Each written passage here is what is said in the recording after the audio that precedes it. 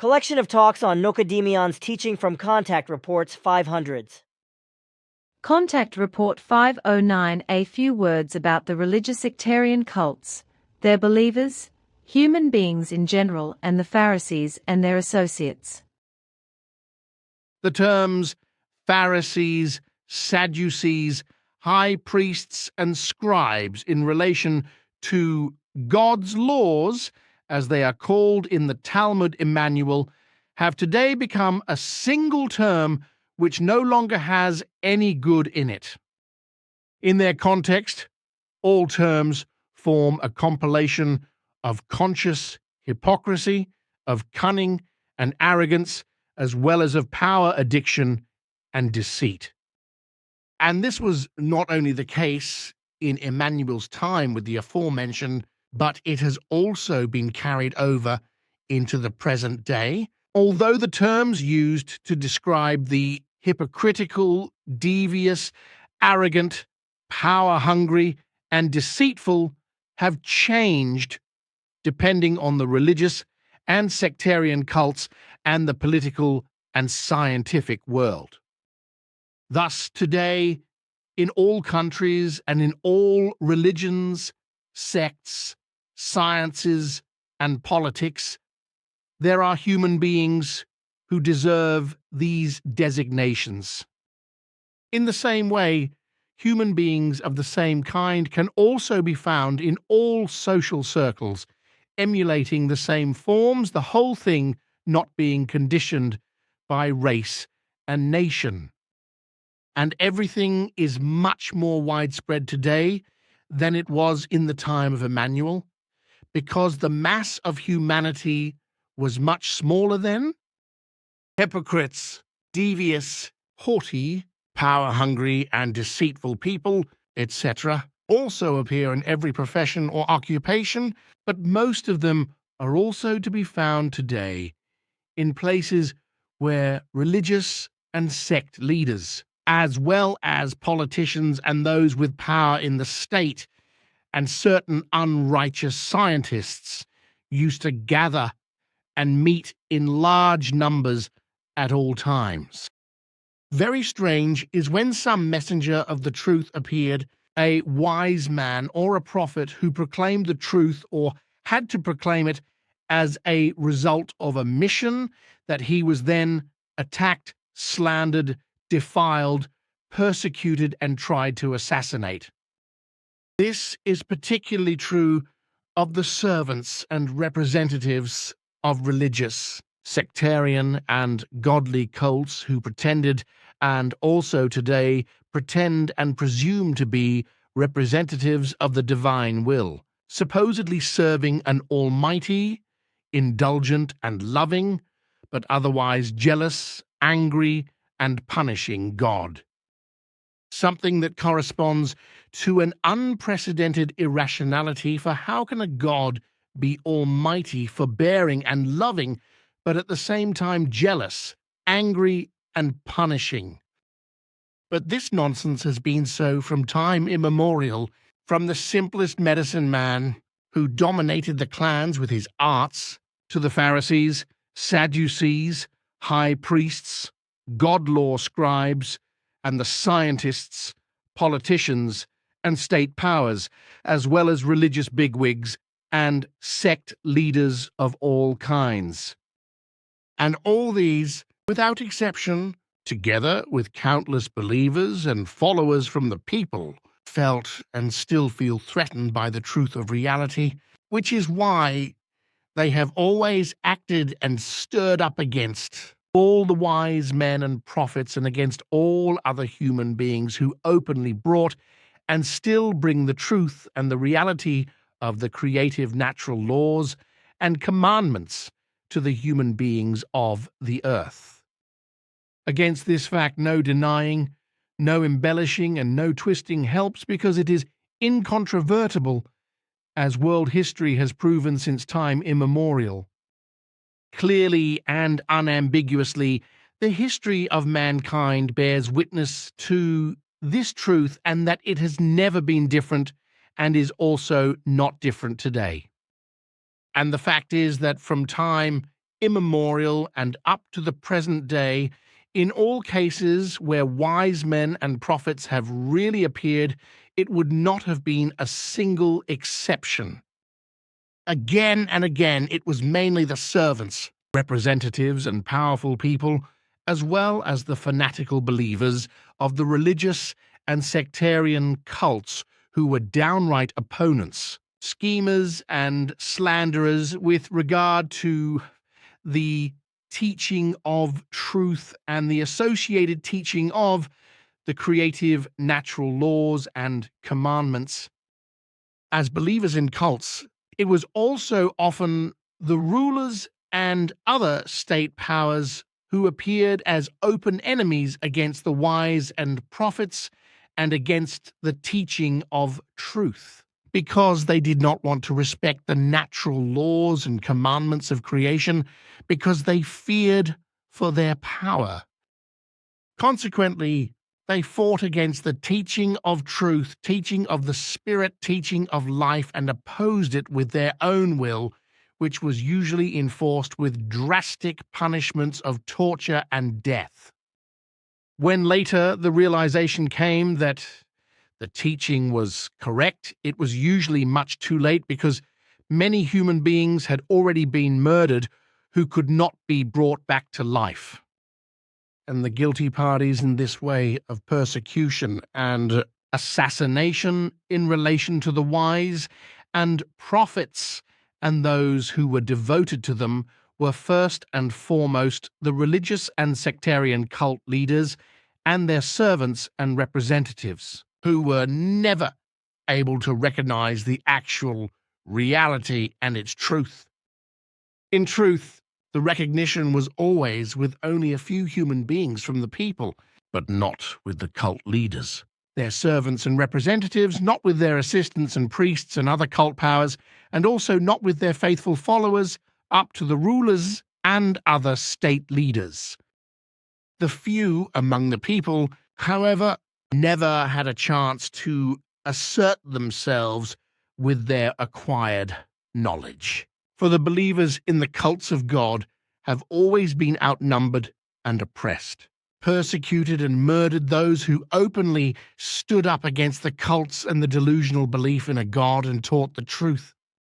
Contrary to the few who inclined to the teaching of truth of the wise men and prophets, the medicine men, simple priests, high priests, and the Sadducees, Pharisees, as well as the scribes of the laws of God, and the scientists and rulers, etc., in bondage to these, held on to their religious sectarian heresies. Consequently, their followers and those who believed in them found it wise to go along with them according to their way, in order not to be punished by them and their proclaimed God when they opposed the heresies and the belief in them. The religious sectarian cult leaders and their servants, representatives and believers in relation to a God have never voluntarily and joyfully received a true prophet.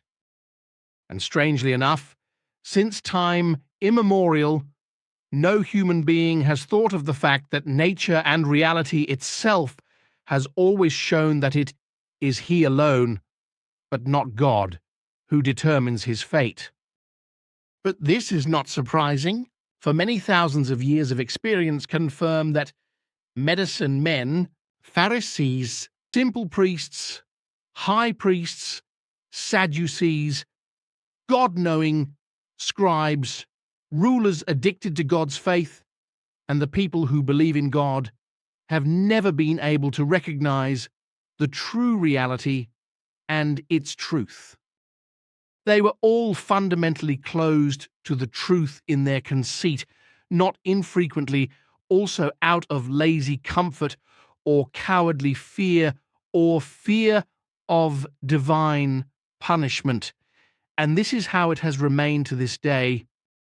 Since time immemorial, they have proved this time and again, and they are proving it today, for even today they fight against the effective truth with the meanest and most impure means that a human being is capable of using. It is not possible to argue about this in any way, because both the past and the present also prove this fact drastically and incontrovertibly in every way. And it is also true today, as it has been since ancient times, that those who fall within the scope of medicine men, simple priests, high priests and Pharisees, religious sect commissioners and Sadducees, and scribes with regard to the laws of God, did not and do not act out of real human love, but out of professional envy, lust for power, and lust for power, and for other base reasons. Already at all times they were disturbed by the real truth. Consequently, they never taught the truth faithfully, because they did not know it themselves and still do not know it today. If it was and is foreign to them that no God is enthroned above man and does not guide or command him, but that he, man, is the only Lord and Master of himself, and determines every smallest iota of his existence.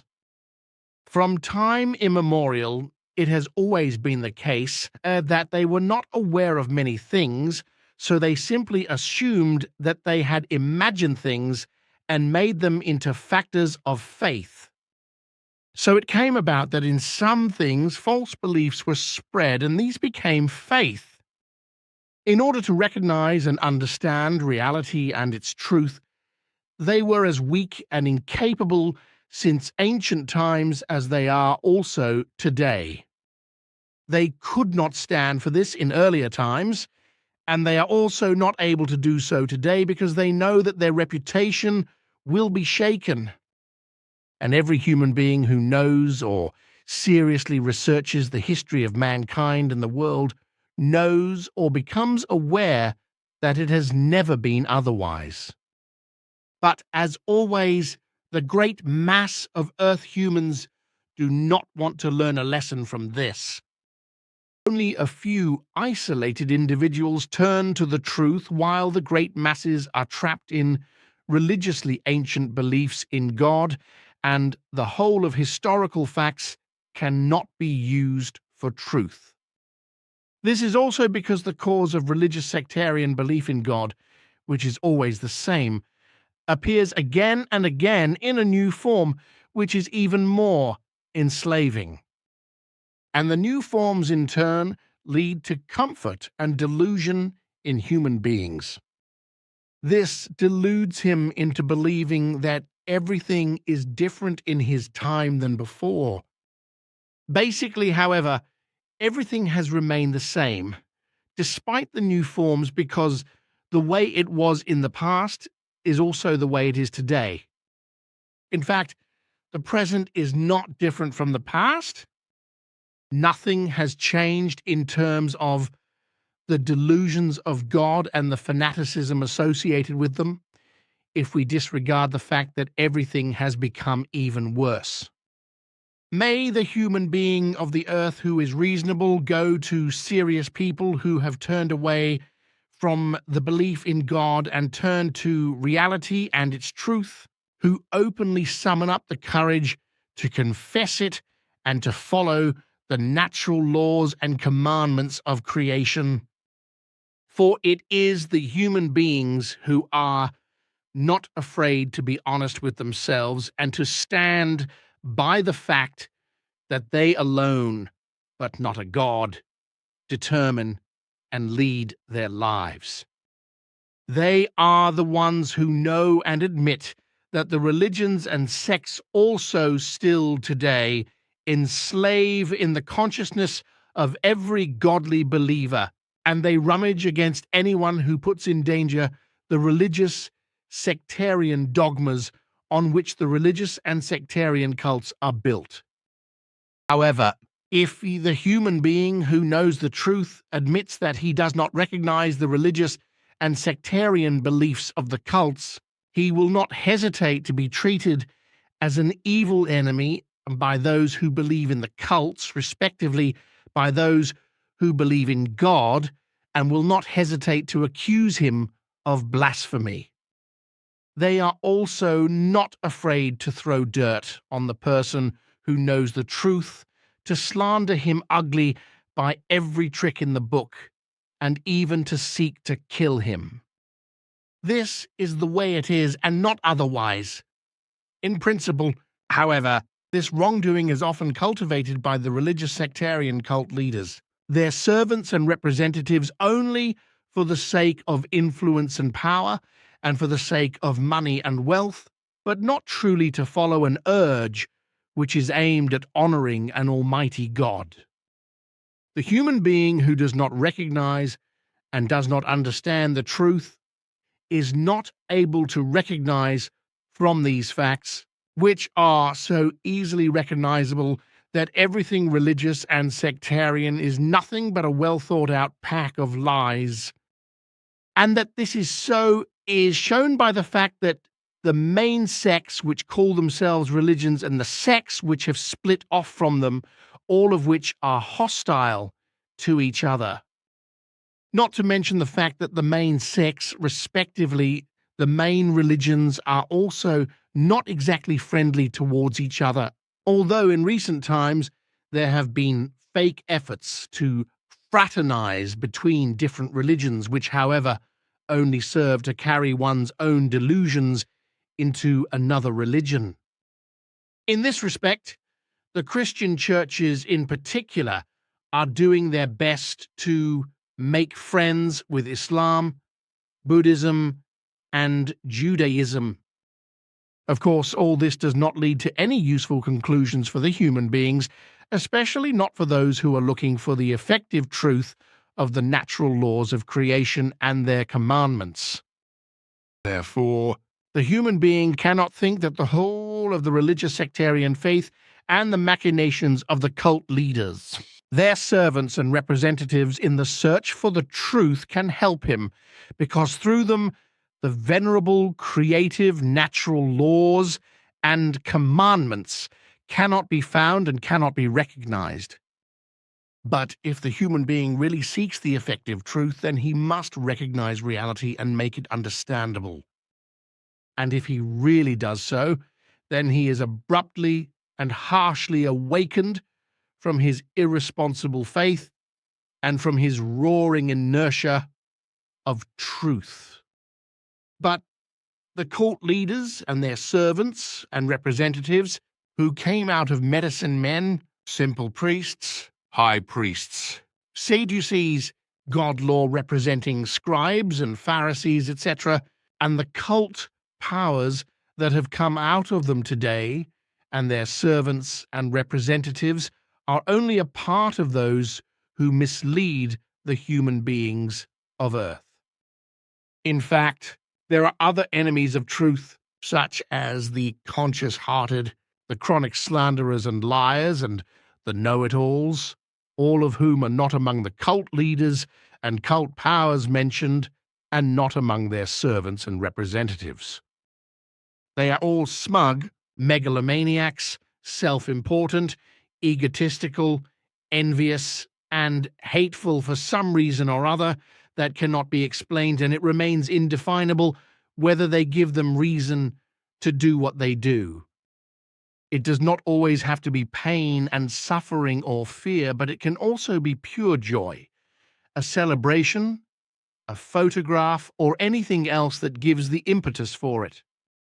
The human being clings to something like this and cannot let go, not realizing that all of his experience and sensations came from himself alone, and that no God had a hand in it.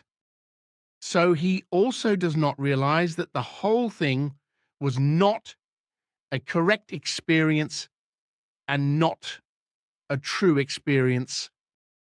But this then leads him to rise above his fellow human beings and to calm down with the delusion that he had his experience, and therefore knows that he stands above the other human being in knowledge and understanding.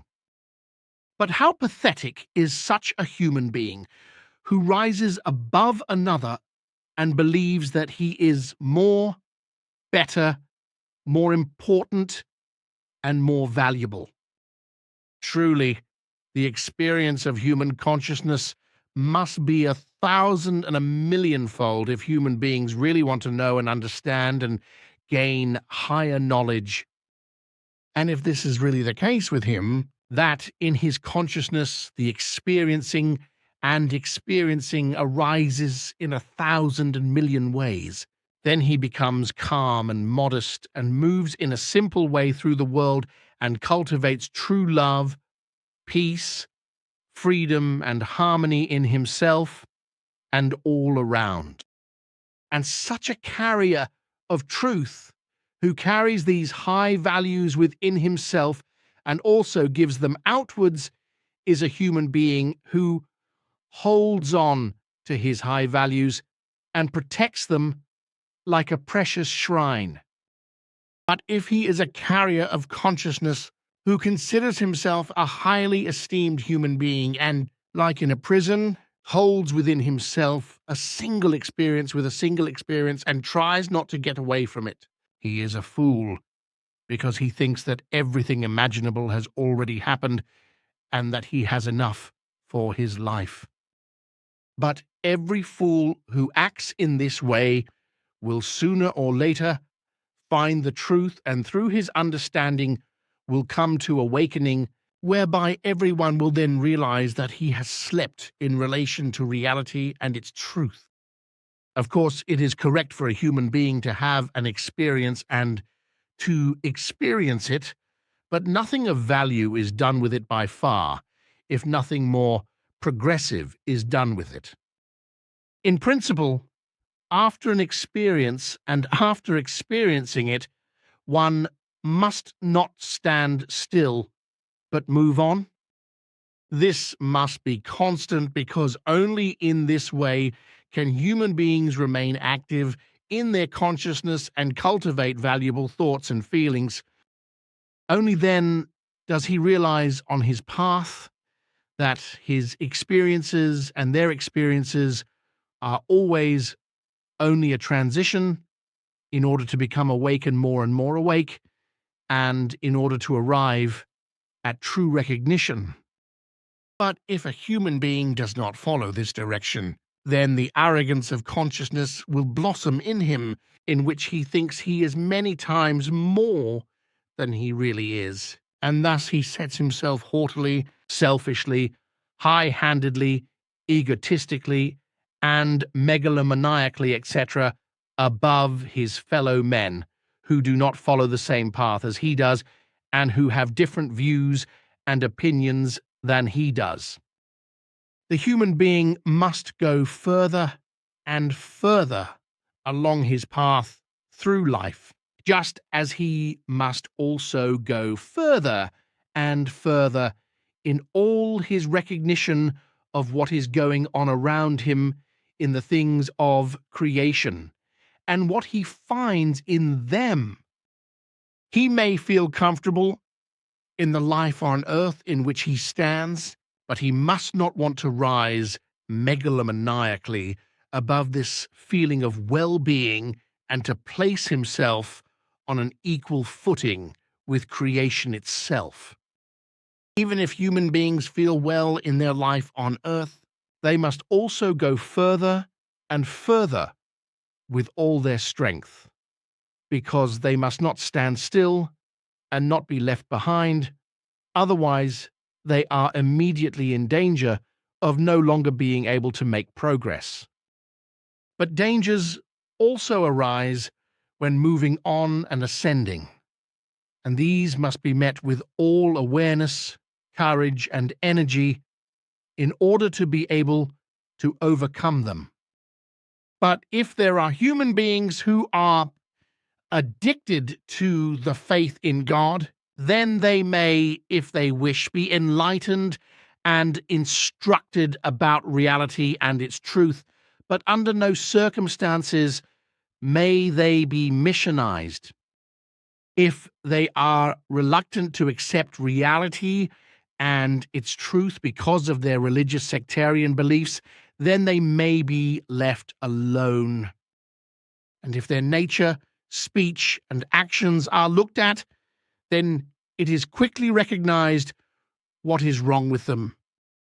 There are many, very many of them, even the majority of humanity, who belong to this circle in which there is nothing but dead fruit, which rots and does not take in anything more in order to recover, because they think in their conceit that they already have everything.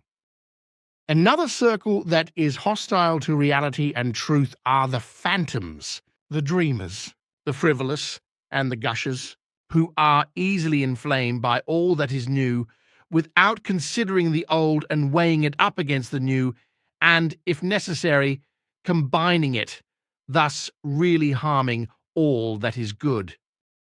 Instead, however, they only hunt for the new and want to conquer the world or a new doctrine, but they do not understand the new, so they quickly sink back into themselves when it comes to putting the new, a doctrine, etc., into practice.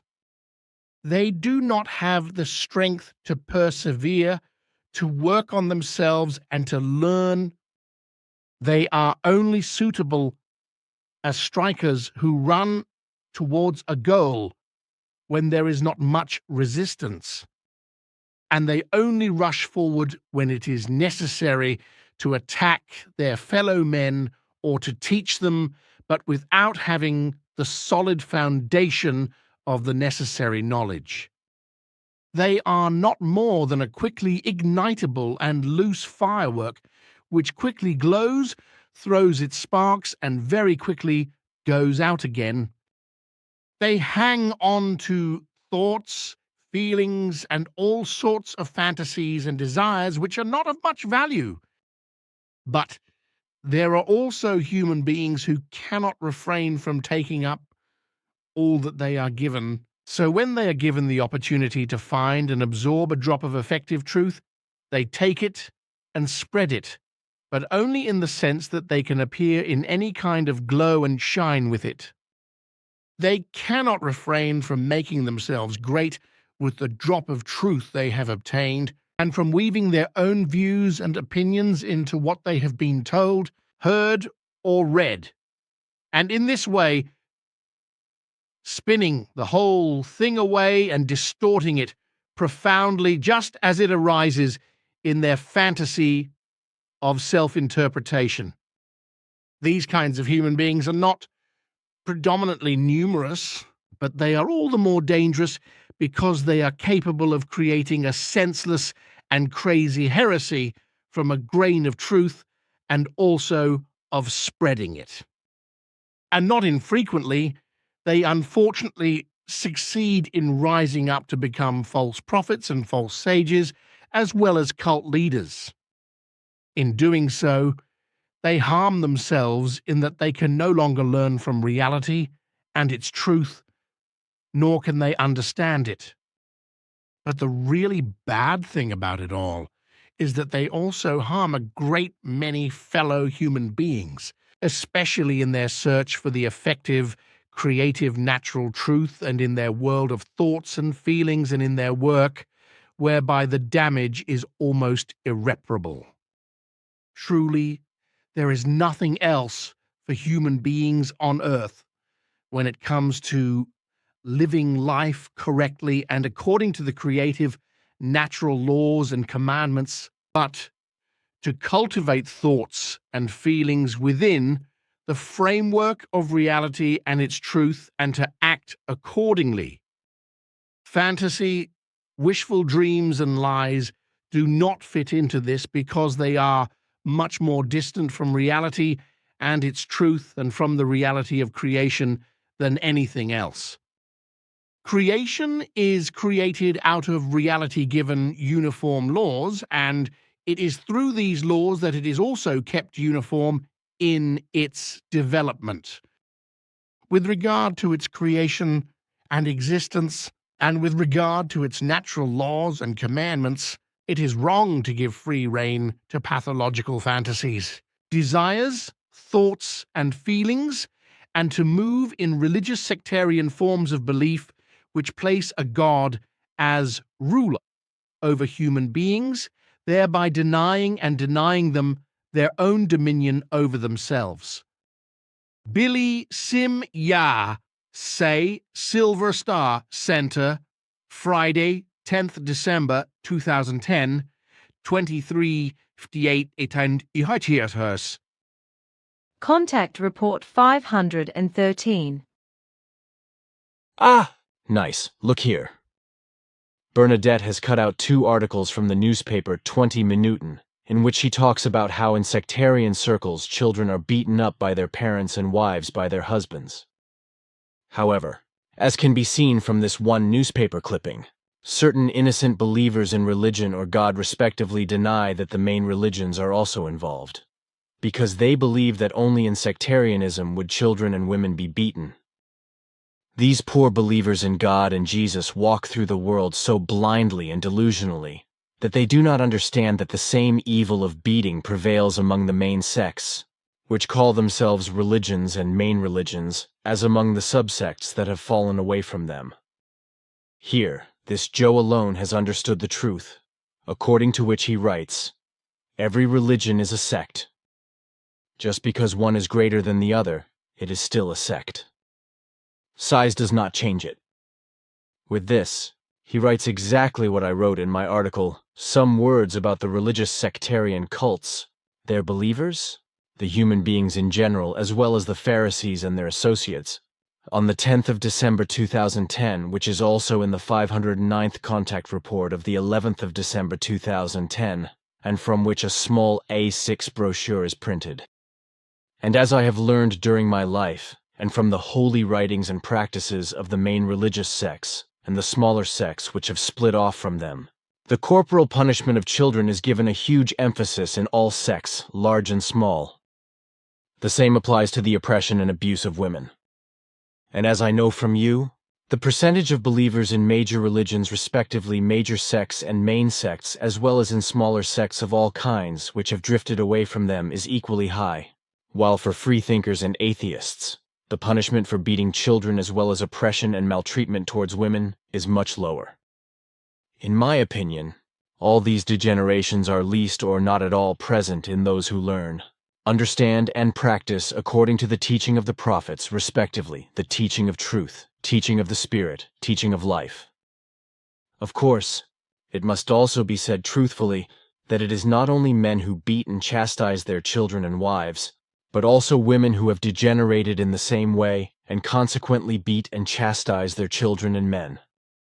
But on the one hand, there are less female furies than men who have just degenerated, who use coercion, beatings, corporal punishment and other forms of violence, and who put everything into fear and terror, practice jealousy and hatred, and even commit murders, wipe out whole families, start wars, and spread destruction. It is an undeniable fact that there is not a difference between the main religions, which in fact represent nothing more than the main sects themselves, and smaller sects, which have split off from them with regard to sectarianism and the punishment of children, as well as the maltreatment, oppression, and beating of women. And this fact is undoubtedly fundamental to the main religions which, as powerful main sects with their allegedly holy writings and books, have been calling for the corporal punishment of children and the subservience, abuse, and lawlessness of women since time immemorial. As I can see from my own observations and clarifications regarding the whole thing, the above-mentioned forms of punishment, such as corporal punishment and corporal punishment of children and young people, as well as what is done to women, such as servile and even slavish oppression, mistreatment, and beating, are fundamental heresies of the religions respectively, the main sects. The believers who have fallen prey to these religious heresies, and ultimately also to their sects, have from time immemorial been miseducated in the religious sectarian mania for beating, discipline, subordination, mistreatment, enslavement, and lawlessness towards children and women.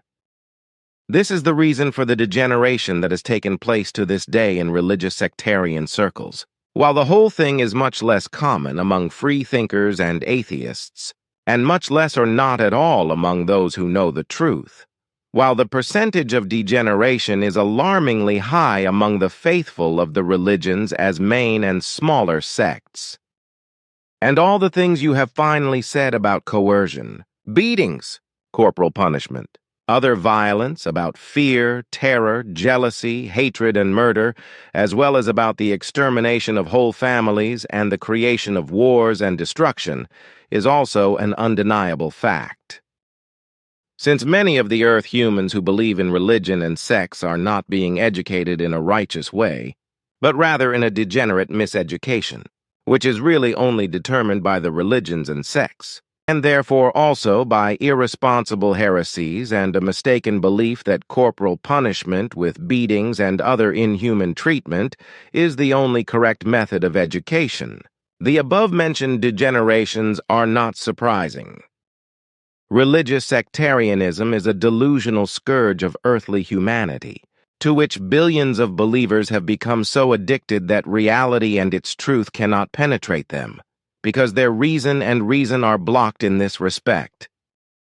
Unfortunately, only a few succeed in freeing themselves from this, because the delusion of faith is becoming more and more severe and powerful, and with it also the heresies of religious sectarianism, such as beatings and other corporal punishments, which often lead to torture, manslaughter, and murder. And if, in the eyes of these readers, unsophisticated religious believers who are truly sectarian claim that corporal punishment and other corporal punishment of children as well as the maltreatment, oppression, and beating of women cannot be linked to religions, then this corresponds to a very regrettable failure to recognize the facts. Equally wrong is the view that only the small sects are affected by the above-mentioned degenerations, not the main sects, respectively the major sects, as you rightly call the main religions. And another time, let it be clearly stated that all religious denominations are subject to sectarianism, both the main religions and the minor religions which have split off from them, which are specifically called sects, regardless of the religious sectarian direction they belong to. And all of these large and small sects are based on unilaterally founded and certain mistaken and delusional ideologies, which are based on catastrophically stupid dogmas which consciously enslave the human being, or on other principles similar to religions. Unfortunately, in this respect, the dogmas of the main religions respectively, the main sects are not really in accordance with the basic ethical values of the true creative natural life, although they are not really in accordance with ethically correct and valuable basic values, just like the small sects split off from the main sects from which society and the human being could profit. These false dogmas alone seduce the believers of the main sects and minor sects to follow the nonsensical and inhumane religious sectarian heresies, which demand corporal punishment and punishment for children and women, as well as punishment, contempt, devaluation, and other bad treatment, etc., up to and including death by stoning. And all this is taught to the children at an early age by forced religious sectarian miseducation, so that they are confronted and infiltrated with all evil and degenerate from an early age and grow up with it. If they then reach adolescence and also grow up, they are crammed full of religious sectarian delusions and delusions which they then live out just as they have experienced them themselves.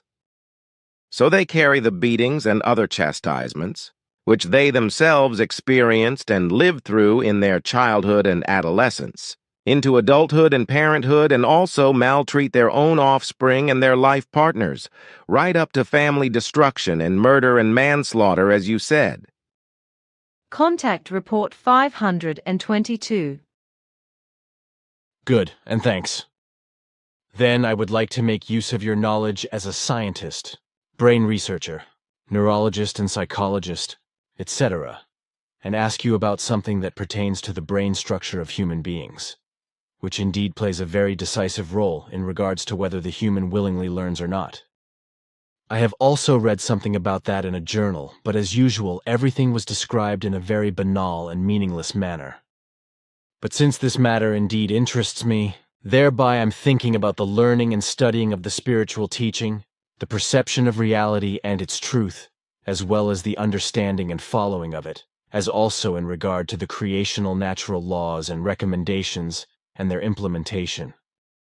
Since I have been fulfilling my mission, I have been aware that, at the present time, human beings can only make up their mind in drips and drabs, so to speak, to turn towards the spiritual teaching, the reality and its truth, and thereby also towards the creational natural laws and recommendations, to study them, accept, and to follow them. Most human beings hesitate, are indecisive, cannot motivate themselves for it, and summon up neither energy nor a will for it.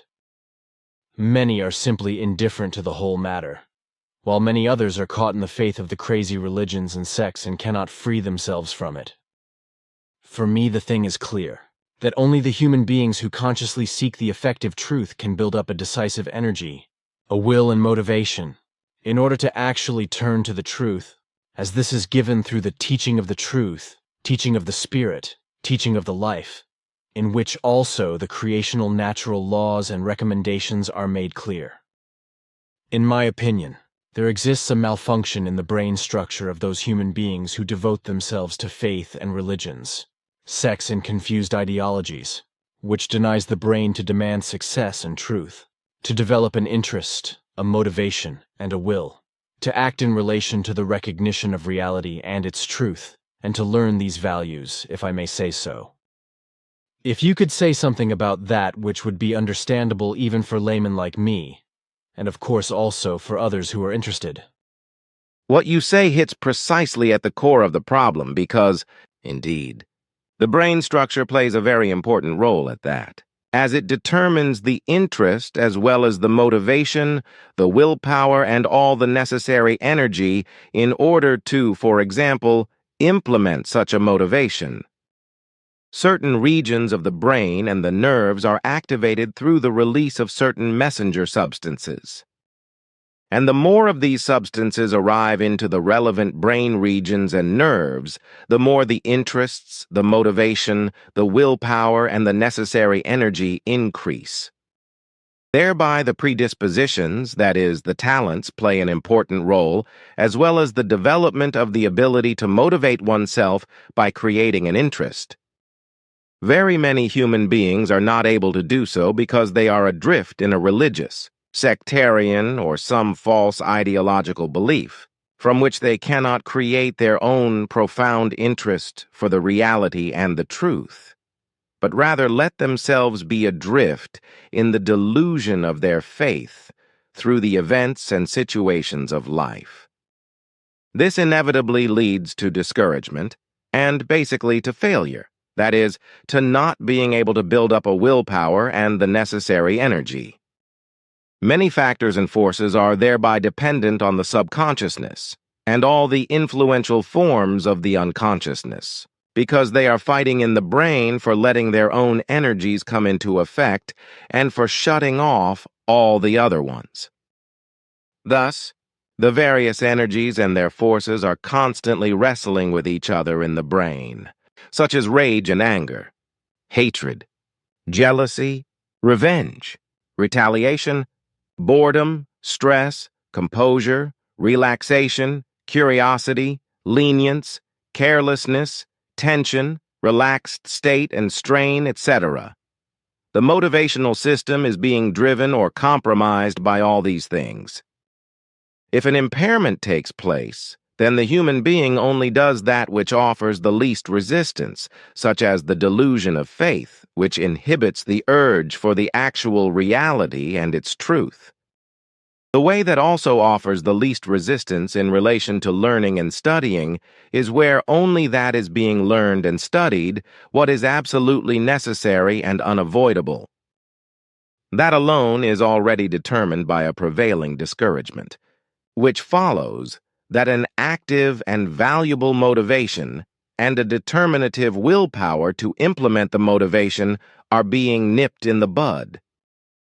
If the willingness for motivation of the Earth humans is observed, then this can only be found in a sparse amount, because in large measure it occurs only in times of hardship and danger when it comes to preserving one's own life and protecting it. And this lack of willingness for motivation also leads to the fact that the great mass of the Earth humans can neither find a true state of joy nor a real satisfaction, like also no consciousness and feeling-based happiness. The majority of humankind of Earth bring forth a strong motivation only in order to pursue amusement, to gather wealth, to live in splendor and joys, to exercise gavolt, war and injustice, to hang on to religious, sectarian, and ideological forms of beliefs, to put themselves in the foreground, to be imperious and selfish without empathy feelings for others, and to be indifferent towards fellow human beings and the lives of all creatures and of nature. If the Earth humans want to be successful in their life, then they must form their brain structures in such a manner that decisive motivations arise for the widest variety of things. So also in relation to the clear perception of the reality and its truth, as well as the creational natural laws and recommendations, their understanding, acceptance, following, and fulfillment. Each motivation can only come about if it is successful to induce the brain for it. But right there is the actual problem of the Earth humans. Because in regard to the important life and evolutionary values, their thoughts and feelings fall into deep abysses due to indifference. Consequently, no interest can be created for them. What is done is senselessly wasting away life, in which no clear intellect and no clear rationality for the true values of life and evolution take place, because in regard to this, it is exactly as you said. Thus, it is indeed so, that in those Earth humans who are trapped by a belief faith, be it ideological, sectarian, or religiously, according to a major religion, a malfunction in their brain structure is present that denies the brain to demand an interest in relation to the actual reality and truth. With that also the urge for a buildup of a motivation and a will, and the required energy for that are nipped in the bud. Consequently, no initiative for the development and achievement of a success comes into being.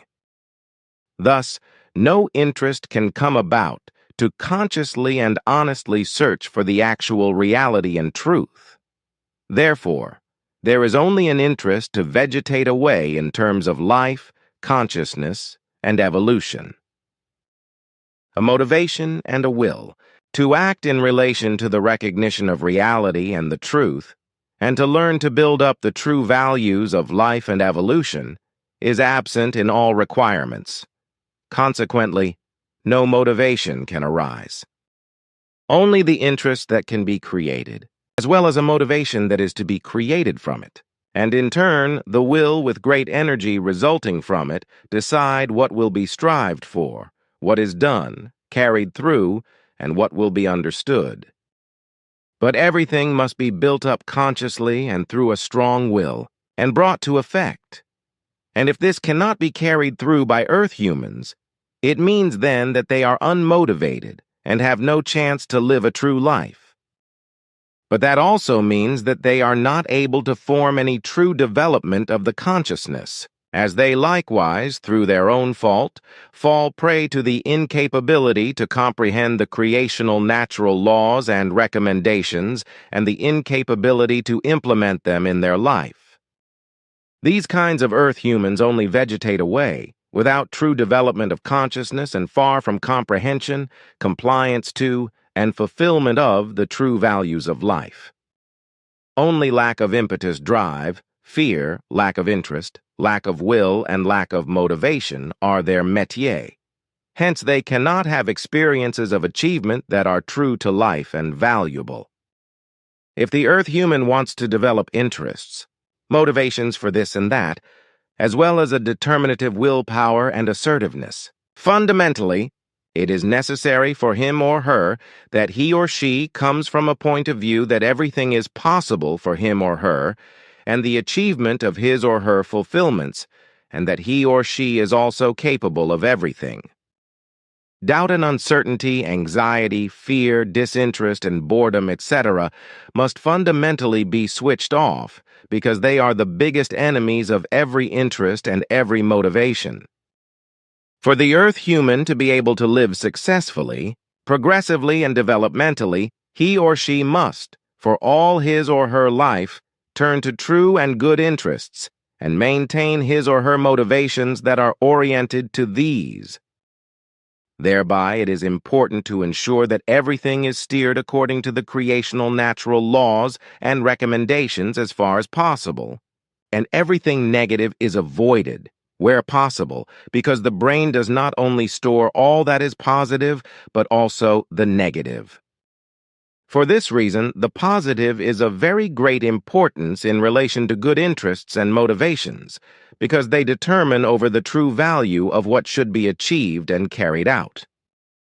Naturally, it speaks for itself, that thereby also the image of the personality and the character, the general behavior and a healthy intellect, a clear rationality, the already present abilities or those which are to be created and the motive to be striven for are of enormous importance.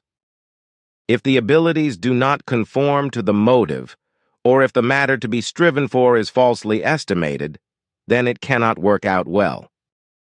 Thereby, it is also important to observe that one motivation is not equal to another motivation, because depending on the matter and motive, a different motivation is needed. Hence, it is different from case to case. Also, the capacity of the ability, the joy, the percipience, understanding, acceptance, and comprehension of the motive, as well as the sense of purpose and the talent, as well as the impetus, drive, and ultimately the will are of the greatest importance. And, if the Earth humans are missing these necessary values, especially in extensive measure through a religious, sectarian, or ideological belief, and also as the result of a comprehensive indifference, wisecrants, egoism, disharmony, unfreedom, hatred, revenge, retaliating behavior, jealousy, and all unvirtues in general, then they do not find the way to the teaching of the truth, teaching of the Spirit, teaching of the life, and thereby also not to the creational natural laws and recommendations. Therefore, you are comprehensively right with that. Contact Report 527. That may be sometimes.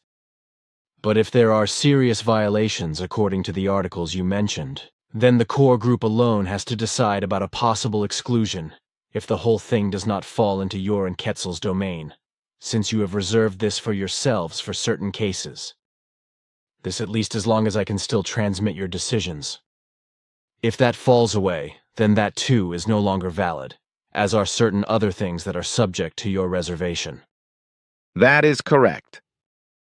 But what has to be done regarding violations of the established fee-gu, regulations as a result of quarrels and wrong behavior, which do not lead to the exclusion from the core group or the passive group, according to Articles 5, 4, A.F. of the statutes and Articles 11, I.F. of the bylaws, but which only have to be objectionably pointed out, is extensively the possibility of a justified rebuke. Responsible for this is on the one hand the Board of Directors, but on the other hand also the core group in common. In any case, in the case of justified complaints and rebuke, it must be considered and taken into account that there are no excesses, insults and reproaches against the person, but that according to your own interpretations of the teaching, there is only a complaint and rebuke in relation to the matter of wrong action and behavior and misconduct, etc. The person as a human being himself must remain inviolable in every respect. At no time should old things which belong to the past and which have been cleared up be invoked anew. Yes, this corresponds to the teaching that the person Respectively, the human being as such is inviolable, and therefore only his wrong behavior and actions as well as his wrong behavior may be punished by complaint and rebuke. However, it is also correct that at no time should old things be repeated and warmed up, because what is past in this respect belongs to the past, and cannot be retrieved and used for any new concerns. What is past, cleared up and over, that is past for all time and cannot be changed anymore. Therefore, cleared up past remains past in any case, and cannot be brought up and used for any new concerns. But new quarrels, wrong behavior and wrong attitudes may or should be objected to in a didactic way, and necessary didactic rebukes should be made. Respectively justified objections and rebukes may and should be made, as it is usual and also necessary in all human circles. However, attacks, as I have called them, are to be avoided. A decent and cultivated manner of expression must be a duty for every core group member, even in the case of justified complaints and rebukes, and also when hard facts have to be mentioned. Freely based on the principle that the choice of words makes the notes to the music, or even that the sound makes the music, as is usually said. But in any case, and in any way, both parties must take into account the freedom of expression that must be inherent in every human being. If it is correct, then it is good. If it is wrong, then it can be corrected, the only question then being whether or not the correction is accepted and an understanding is reached. This is as you say. Then I think everything that you have mentioned should be clarified. I also assume so. Then I would like to ask you if you have any knowledge of how many deaths were caused by the seaquake, the tsunami, and the destruction of the reactor in Fukushima. There is not much information in the media about what has really happened in this regard. Since you are no longer making predictions, we are also not getting any truthful information about these things. But maybe you have made records respectively clarifications of the Fukushima catastrophe after all.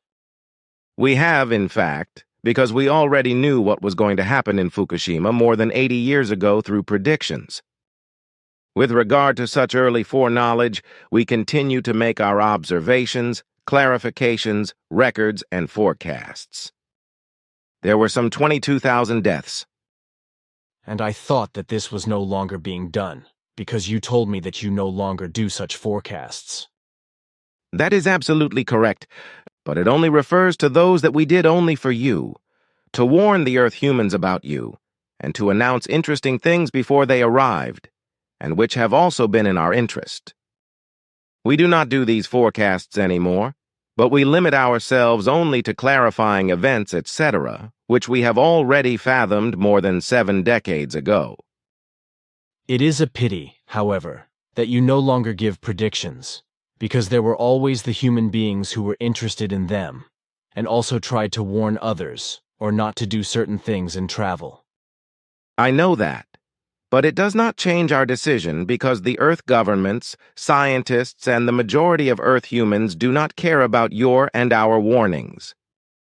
You yourself have been trying very hard since the 1950s over and over again to warn Earth governments, scientists, and the majority of Earth humans. You have warned them of the immense destructive evil of overpopulation, and you have also predicted the severe natural catastrophes of today and the future, as well as the migration of peoples, terrorism, etc., but all to no avail. You were only pitifully ridiculed as a crackpot and do-gooder, as well as slandered and called a liar, cheat, forger, swindler, and charlatan. But everything has happened just as you predicted and announced, and so your predictions will continue to come true, as will ours.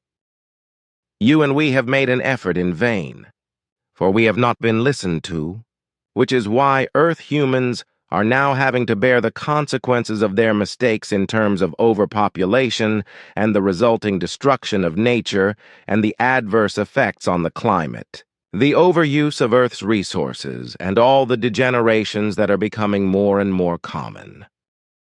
Unfortunately so. But another question, our core group still does not have the full number of 49, because various who should have joined our group have not appeared, not infrequently also because they were driven out by my ex-wife. Others, as you once explained, have died of illness or old age. Others have died of misfortune, while the rest have fallen to pure materialism and everything secular. Whether they will find their way to the mission again is questionable, but not impossible, as you said. So I ask, how many are still directly related to the mission? Have you, according to my wish, asked the viewers of time, respectively, Arahat Athersata? This I have done, whereby I have been advised that there are still some outstanding persons who have a direct and traditional relationship with the mission, in the sense that they should join the core group, but they are so much addicted to the worldly and purely material, as you yourself have said, that it is hardly to be expected that they will change their minds. As the Arahat Athersata level declaration states, everything concerning core group membership is henceforth based on unspecified persons joining the core group and becoming involved in the mission. According to Arahat Athersata, new core group members can generally be persons who have been connected to the mission for a long time without any previous determination, as well as others who have had no previous relationship to it, but also feel connected to it. But many shy away from the duties that come with core group membership. This includes learning the spiritual teachings and putting them into practice personally, if possible. Also the night watch duty, Sunday duty, the monthly financial contribution, the stand actions and the monthly general meeting on the first weekend, the Saturday evening, Sunday evening meeting on the third weekend, and the duty of 8 hours on the first weekend Saturday are things that are not accepted with pleasure. This is indeed the case, but whoever is really interested in the teaching of truth, teaching of the Spirit, teaching of life, and thus in the spiritual teaching in its entirety, who wants to learn it and orientate his life accordingly, will not be afraid to take on the duties if this is given by his own possibilities. Unfortunately, however, only the human beings have these possibilities if they can decide about themselves, their activities and leisure time, as well as tasks, etc. themselves, and are not bound to them. But it is unfortunately the case that many Earth humans cannot understand that if an organization or association like Figu is to function properly, it is also connected with the fulfillment of certain duties. This must indeed be understood first, but it would be very desirable if in the coming time enough persons would reflect and decide for the mission and a permanent membership in the core group. Contact Report 540 Reader's Question. Recently I have received from a friend several books of esoteric content, including those dealing with the so-called light nutrition and with ancient and modern prophecies. Among the books with prophecies is one author in particular, Manfred Dimday, who lists prophecies for the future from so-called Nostradamus books. What is to be thought of all these books and their contents, and what is esotericism in general? And what about the light nutrition and the assertions about it, which seem to me to be extremely suspect? K. Gauchi, Switzerland. Answer. Regarding books of prophecy, I cannot express any opinion because such are completely unknown to me. Although their existence is known to me through advertising material for books, I have never been interested in them and have also not obtained any. Basically, I am not interested in such writings because since my childhood, through the Pli Aran and through the memory banks of the Nokodemion, I have had better possibilities for the preservation of prophecies as well as for predictions, which have been fulfilled without exception. This is in contrast to so-called prophecies, which I have heard on various occasions during my life through esotericists and religious sectarian delusional believers, and which have not been fulfilled, or only supposedly so, because they are based on illusions, divine inspirations and phantasms, etc. They were not or only allegedly fulfilled, because they were only based on illusions, divine inspirations and fantasies, etc. of any, would-be prophets and of so-called seers, and whose statements respectively, prophecies had been very ambiguous and also confused beyond recognition since time immemorial with regard to their interpretation. And this was very often the case, and according to the statements of the Plairon, has also been preserved to the present day, and it will continue to be so in the future. A Wolfgang Froese from Germany, however, once sent me a book of prophecy by mail, as he wrote to me, but I never received it because it was obviously lost in the mail. And concerning this author, Manfred Dimday, who lists prophecies from Nostradamus books, as you mention, both this man and his book are unknown to me. As far as Michel Nostradamus is concerned, however, I can say that in the 1990s I was somewhat involved with it, but it did not bring me much, so there is also no new or valuable knowledge. But what can be said about esotericism, which has masses of followers, is this. Esotericism has become a worldwide boom, with unbelievably stupid conspiracy and apocalypse theories based on absolutely unrealistic nonsense and frighteningly misguided claims. Esotericism is also based on a profound religious sectarian delusion that nips all the impulses of reason in the bud. The term esotericism has always been understood as secret knowledge or a secret teaching, which has been vehemently hidden from outsiders respectively from the so-called common people. In the modern age, which began in 1844 with the astrological age of Aquarius, the so-called New Age movement, or New Age movement respectively, which claims that its aim is to expand the consciousness of as many human beings as possible, has been formed. If the human beings of all walks of life and professions would commit themselves to this goal, the age of the new spirituality could begin. In the language of the esotericists, esotericism therefore means the way inward, and thus a path that should bring the individual human beings self-knowledge and self-discovery as well as self-realization, which should be a special experience for the human beings. The fact that this nonsense is still connected with a religious sectarian delusion only rounds off the whole thing. And with all this, it must be said that esotericism does not teach anything of the spiritual teaching with one iota, and also does not show how and what is to be done so that the human being can find himself in self-knowledge and realize himself and become a true and worthy human being in his senses and aspirations, as it is given in relation to the teaching of truth, teaching of the spirit, teaching of life, as it was already created in primeval times by the universal prophet Nokodemion, according to the laws and commandments of creation. Billy. It was also not difficult to catch your thoughts and to understand. They were loud enough, yes. With what I said, I am not out to make myself many friends.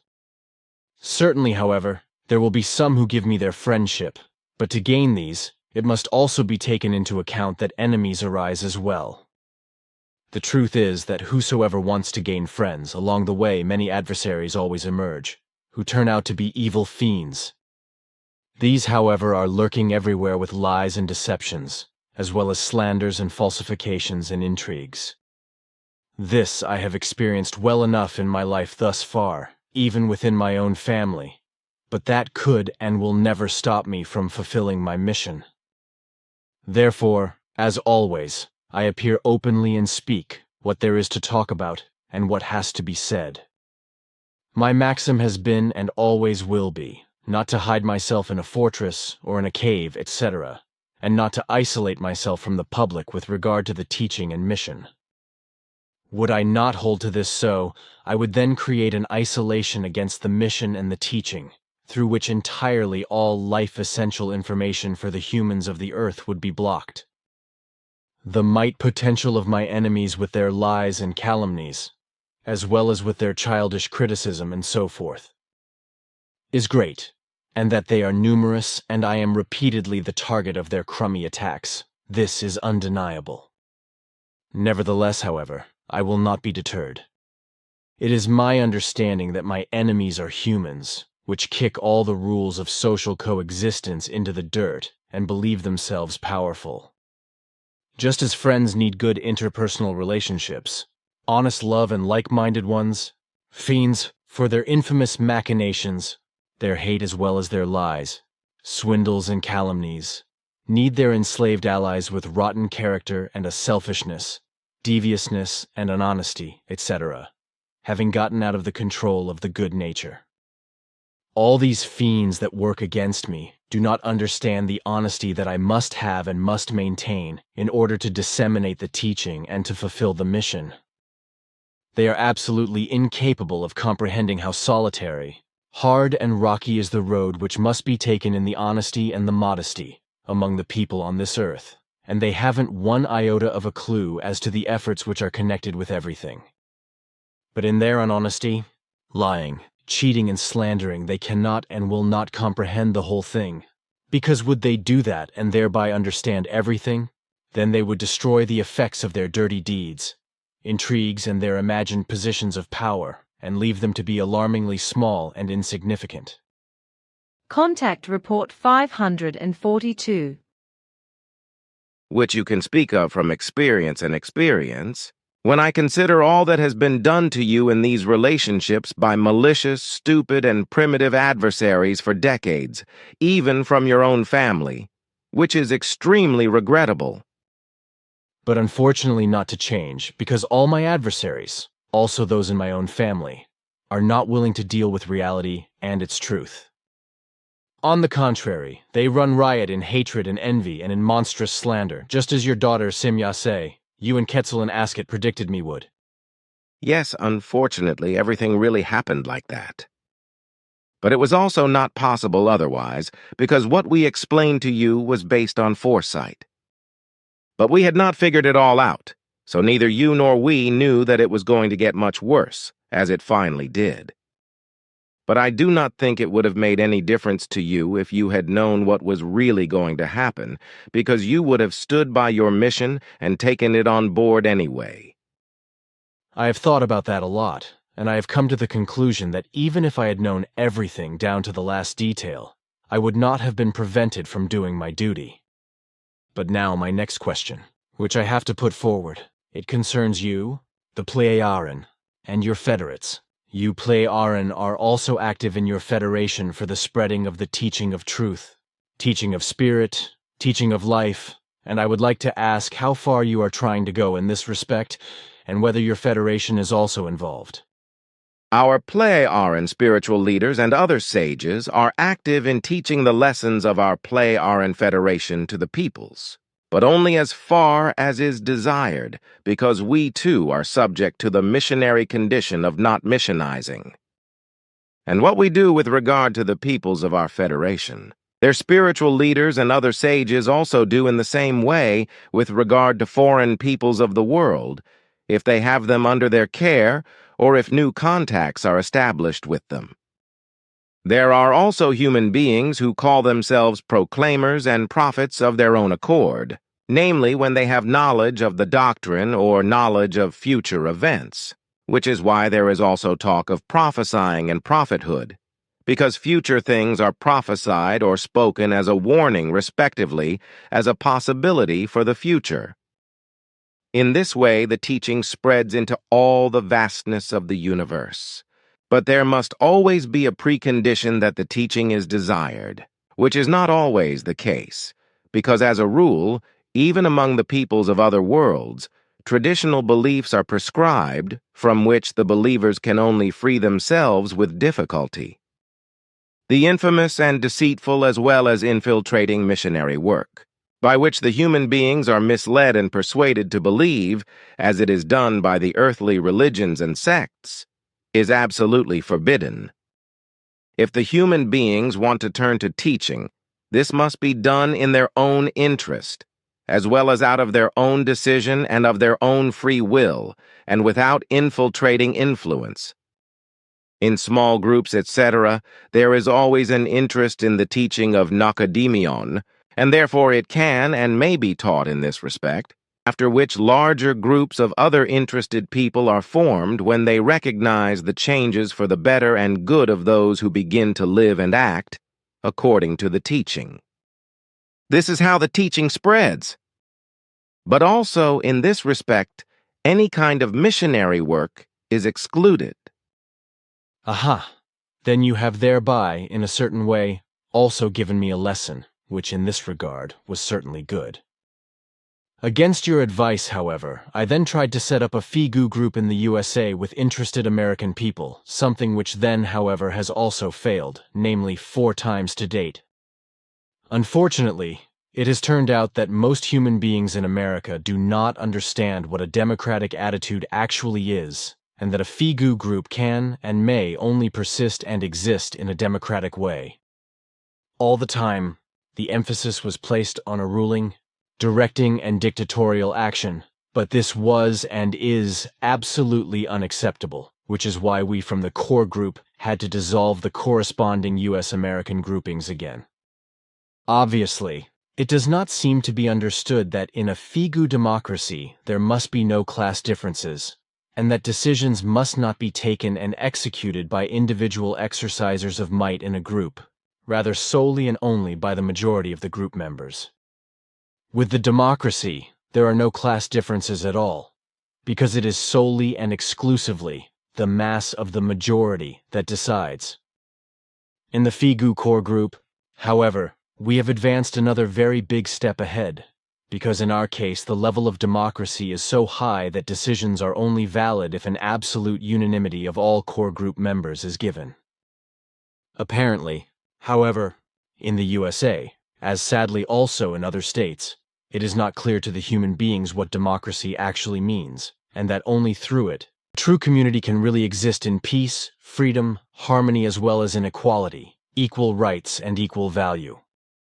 Of course, there are many human beings in the USA, as well as in all other countries of Earth, who are interested in the teaching of the truth, teaching of the spirit, teaching of the life, that is to say, the spiritual teaching, and who would like to have a FIGU group in their own country.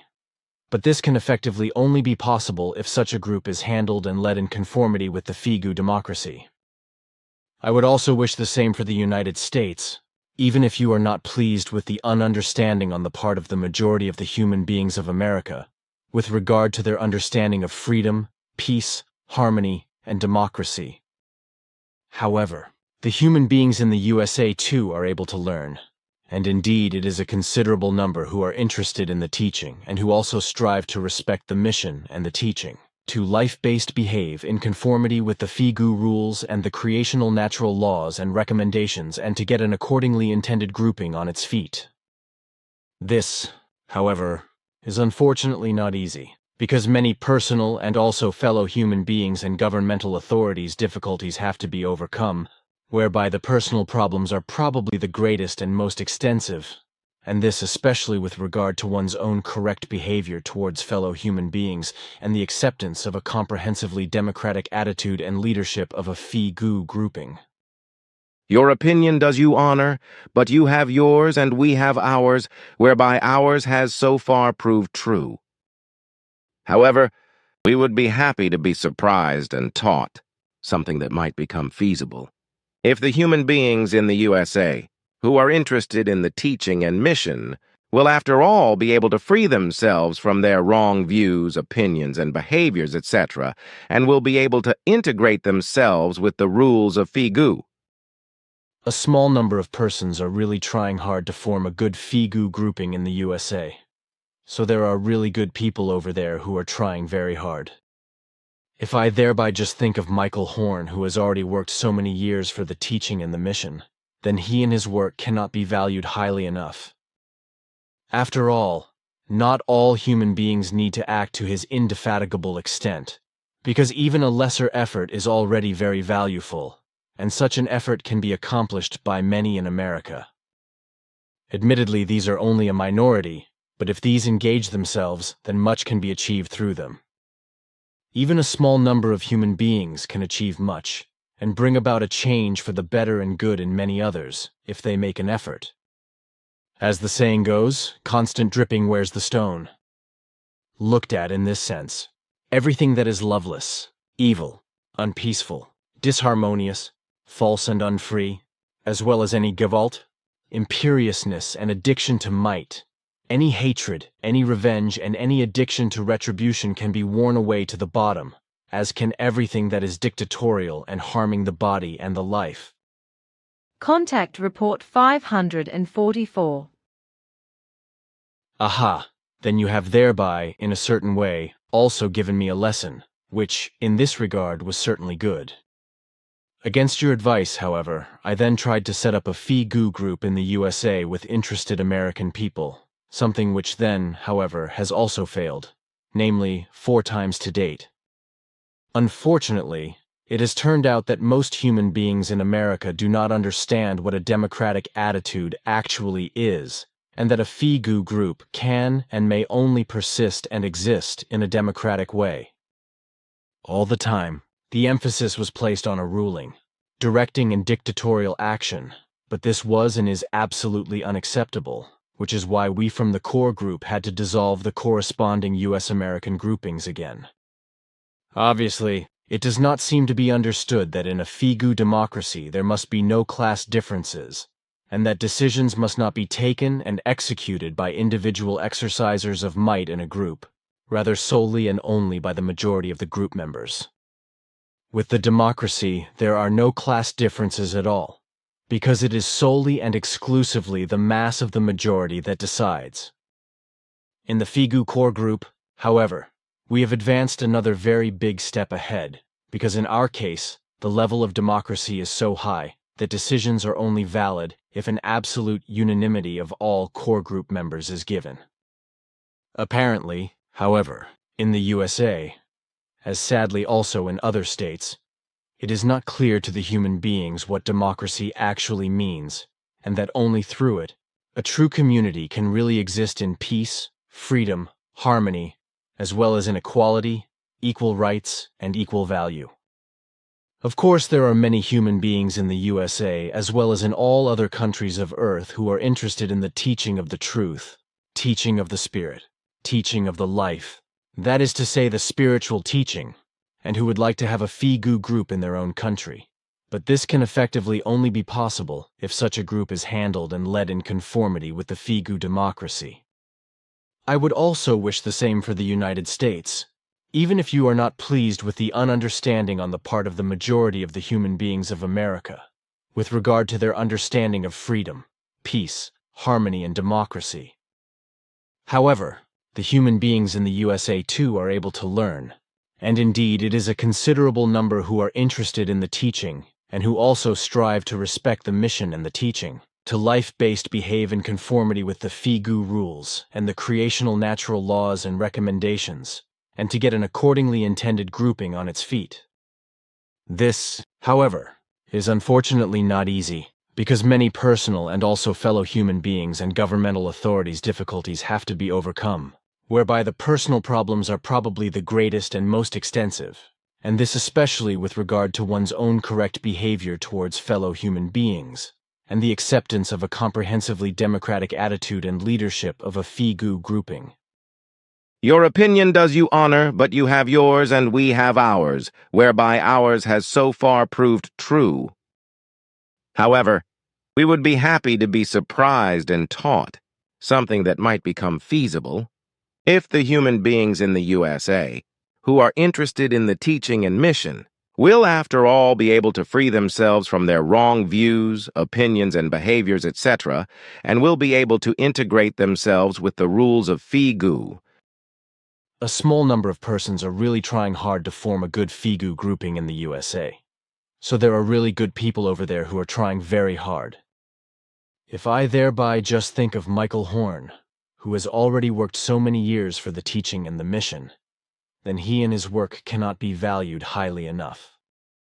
After all, not all human beings need to act to his indefatigable extent, because even a lesser effort is already very valuable, and such an effort can be accomplished by many in America. Admittedly, these are only a minority, but if these engage themselves, then much can be achieved through them. Even a small number of human beings can achieve much, and bring about a change for the better and good in many others, if they make an effort.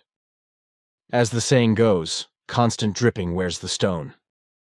Looked at in this sense, everything that is loveless, evil, unpeaceful, disharmonious, false and unfree, as well as any gewalt, from imperiousness and addiction to might, any hatred, any revenge, and any addiction to retribution can be worn away to the bottom, as can everything that is dictatorial and harming the body and the life.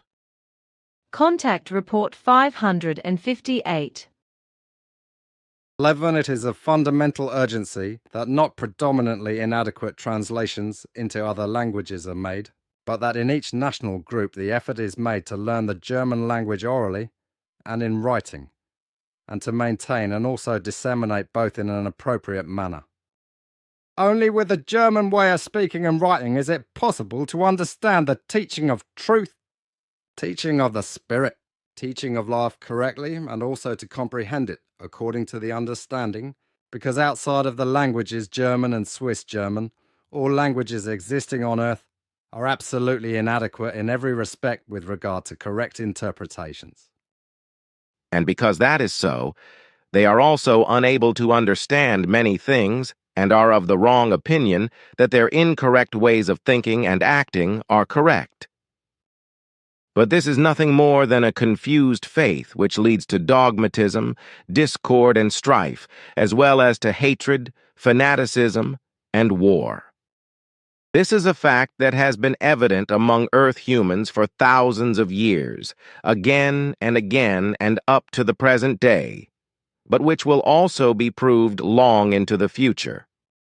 Out of all this illogicality, it is not understood that a correct order must be established and maintained if something is to really flourish and bring the desired benefit. And such an order must also be created by figu with regard to the mission and the spreading of the teaching of truth, teaching of the Spirit, teaching of life, including the creation of the national groups, which have to order themselves according to the instructions given to them. And only when they do this can there be a guarantee that everything will develop and be fulfilled in a free and valuable framework. This, however, requires that there is one head, the Figu Mother Center, and all the subheads, the national groups, which remain absolutely autonomous and sovereign in their own country, but which freely form a unit with the Figu Mother Center SSSC of Lucerne, which only gives the instructions and guidelines which serve the general existence and progress of all, but which have to implement everything independently, under their own direction and responsibility. This is the only way to avoid a fruitless and damaging globalization as well as a sectarian and religious system. And it is also important that no human being is lifted onto a throne, who, how, and whatever it may be, because the only thing that matters is the teaching that is to be spread and learned and implemented.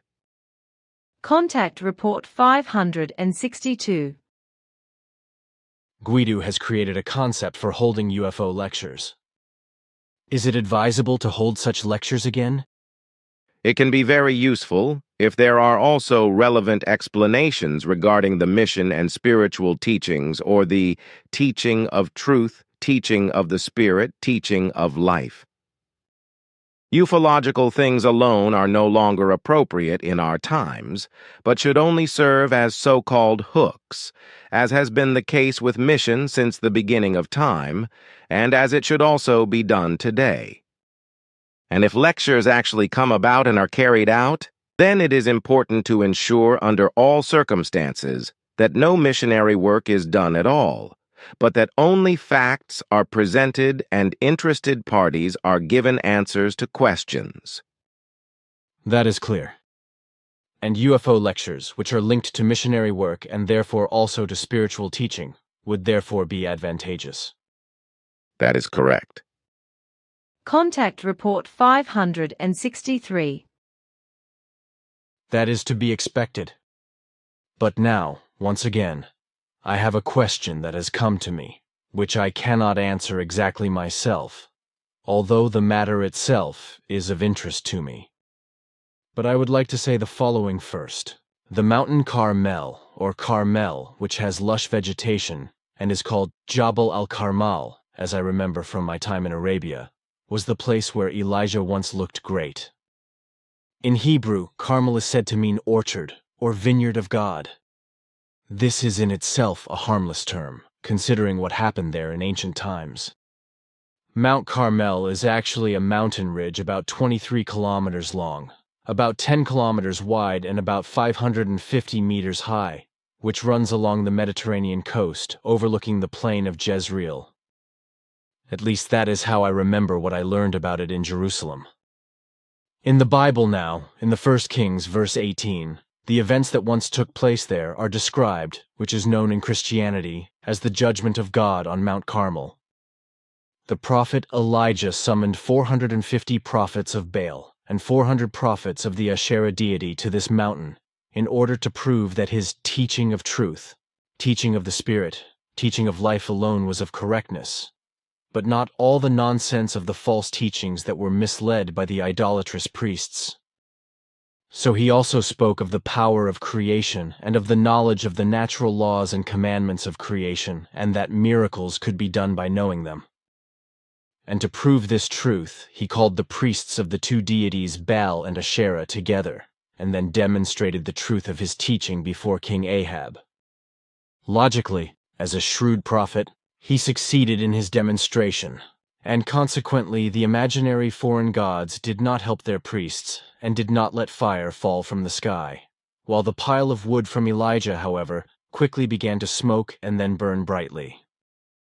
Thus, the two gods Baal and Asherah proved to be completely powerless, and when Elijah exclaimed that creation alone, reality and its truth were great, and the only truth, the people threw themselves on their faces to the ground and exclaimed, "The Lord is God, the Lord is God." Of course, this has been thoroughly falsified in the Bible. For example, in 1 Kings 18:39, it is said that Elijah then, so it is lied, had the Baal priests seized, after which he is said to have killed them with his own hands.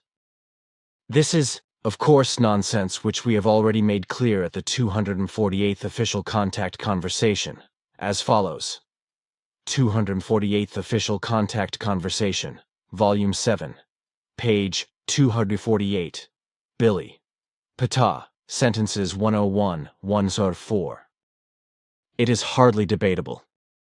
Again and again I am approached with questions about the Bible and its contents. One such question is, for example, what is the story about the fact that the prophet Elijah slaughtered 450 prophets of the idol Baal on Mount Carmel by a judgment of God, as described in the 1 Kings, chapter 18, verse 40 of the Bible, with the words, "But Elijah said to them, Seize the prophets of Baal, that no one may escape from them. And they seized them. And Elijah led them down to the river Kison and slaughtered them there." My explanation of this is usually doubted, namely that the Bible lies and distorts the facts of the time. As I know the facts, the entire books of the prophets and other contents of the Bible have been falsified beyond recognition, and the prophets themselves and their deeds and activities have also been completely misrepresented, often giving the impression, which has survived in Christianity up to the present day, that these prophets killed and murdered, but this does not correspond with a single syllable of the truth.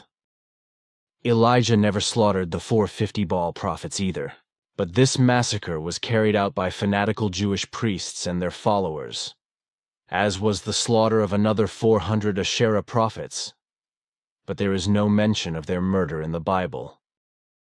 Of the total of 850 prophets slaughtered, who were actually priests and not prophets of their cults, only the 450 Baal priests are mentioned in the Bible. This is correct, because the 400 other murdered are kept secret, just as the truth was also distorted in the way who the real murderers of the priests were. This falsification, however, was conceived with full calculation and recorded in writing to prove the power of God as well as the divine calling of the prophet Elijah, who was considered by his work as one of their people and faith. In fact, however, he was only one of her people, but not of her faith, which was never understood by the Jewish people.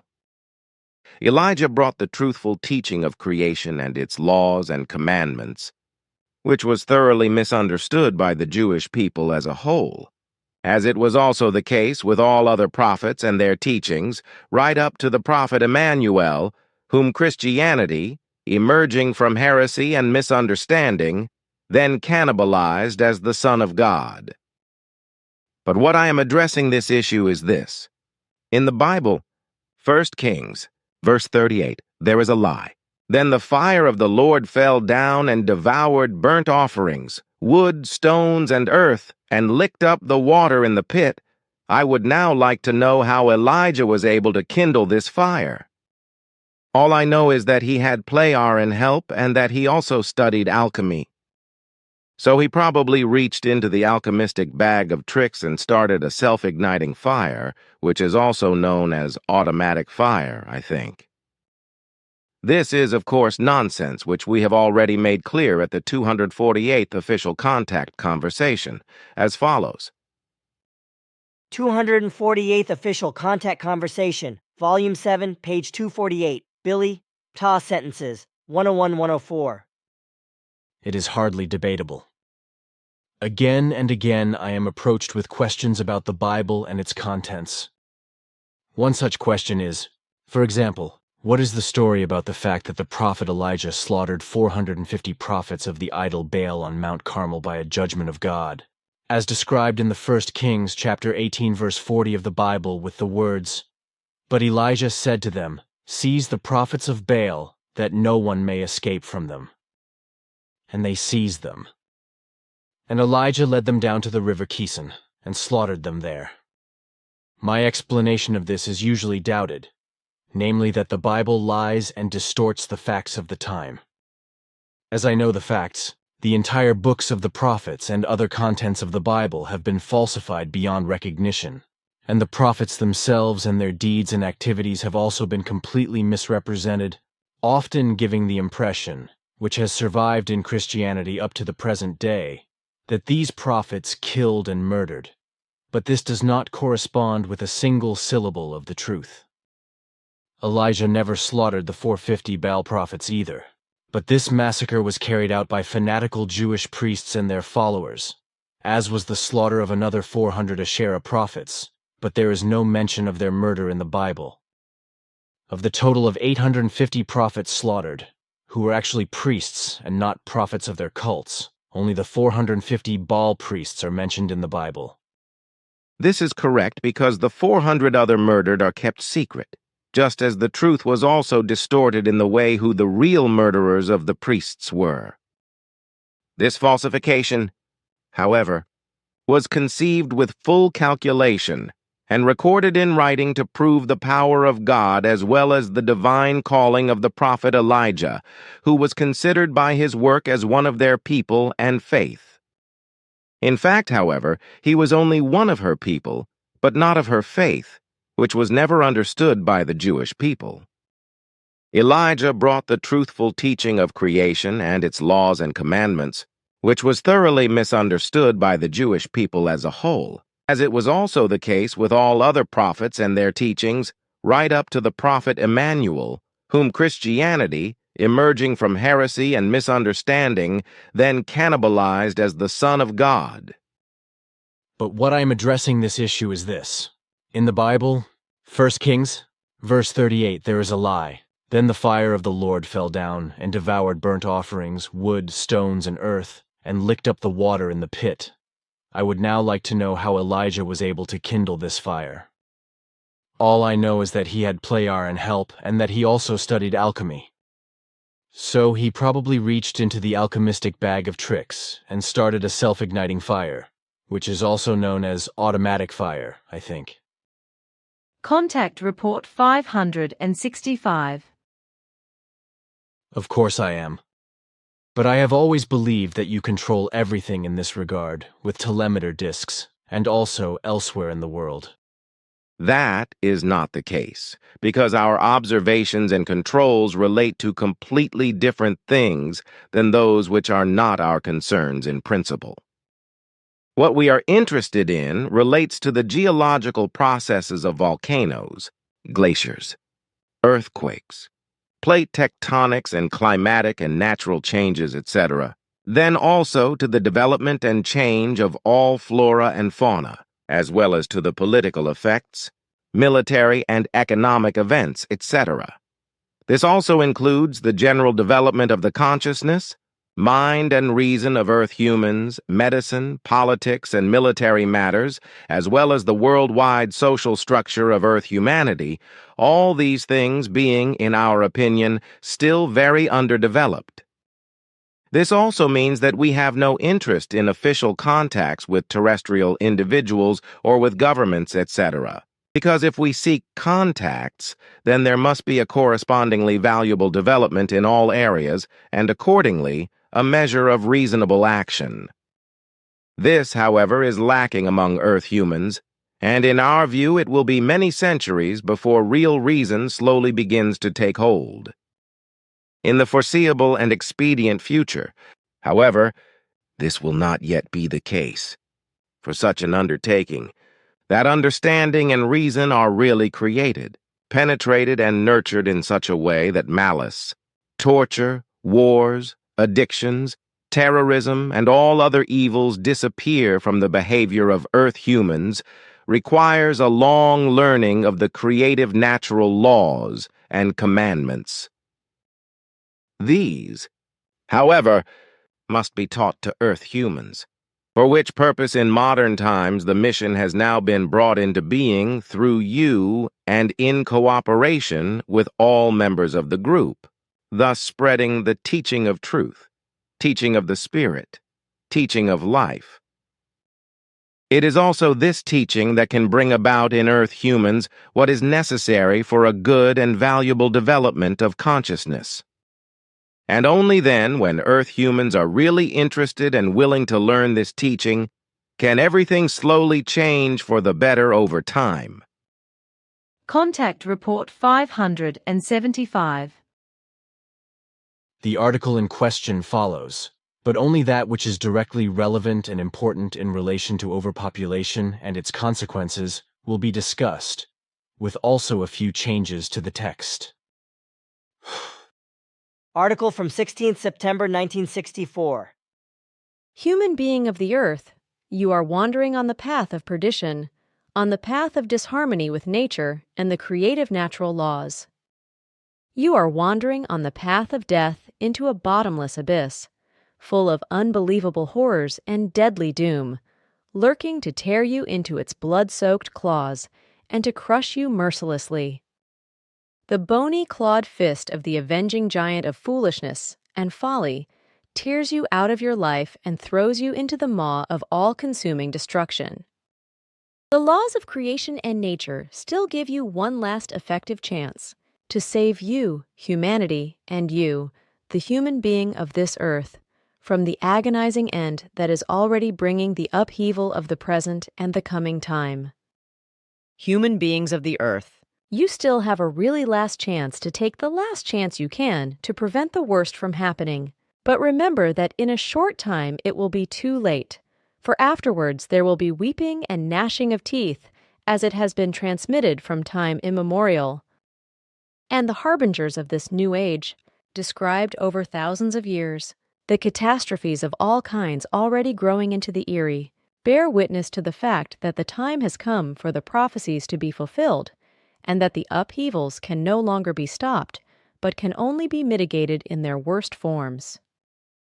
Thus also the traditional prophecies of the signs in the sky have become reality. For years these have been seen and observed at all hours of the day and night and in all countries, but unfortunately often misinterpreted and ridiculed.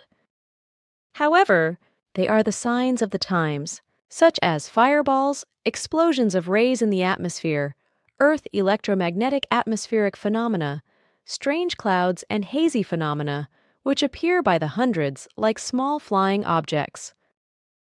But there also appear warning, knowing, wise and predictive human beings and proclaimers to bring the teaching of truth, teaching of spirit, teaching of life to the earthlings, so that they may enter into the conscious evolutionary process and into the consciousness evolutive action.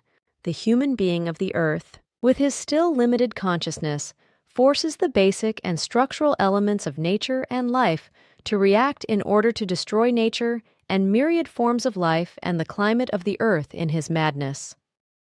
Therefore, I raise my voice, because I know the future, and cry out a warning to all the humanity of the earth, a warning based on past and present events that carry themselves in evil ways further into the future. The time has already come when the climatic conditions throughout the world are beginning to change drastically through the human being's fault. And this will also have an impact on the future with extreme storms of all kinds.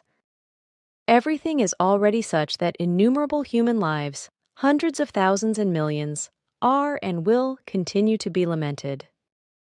The immense destruction of all human achievements is also expanding. Destruction of mountains by landslides due to the thawing of the permafrost and by volcanism is blowing away large parts of mountains, which fall down into the valley as mudslides, destroying everything, destroying whole villages and towns, and costing many human lives. All over the world, glaciers are melting, as are the ice masses of the Arctic and Antarctic.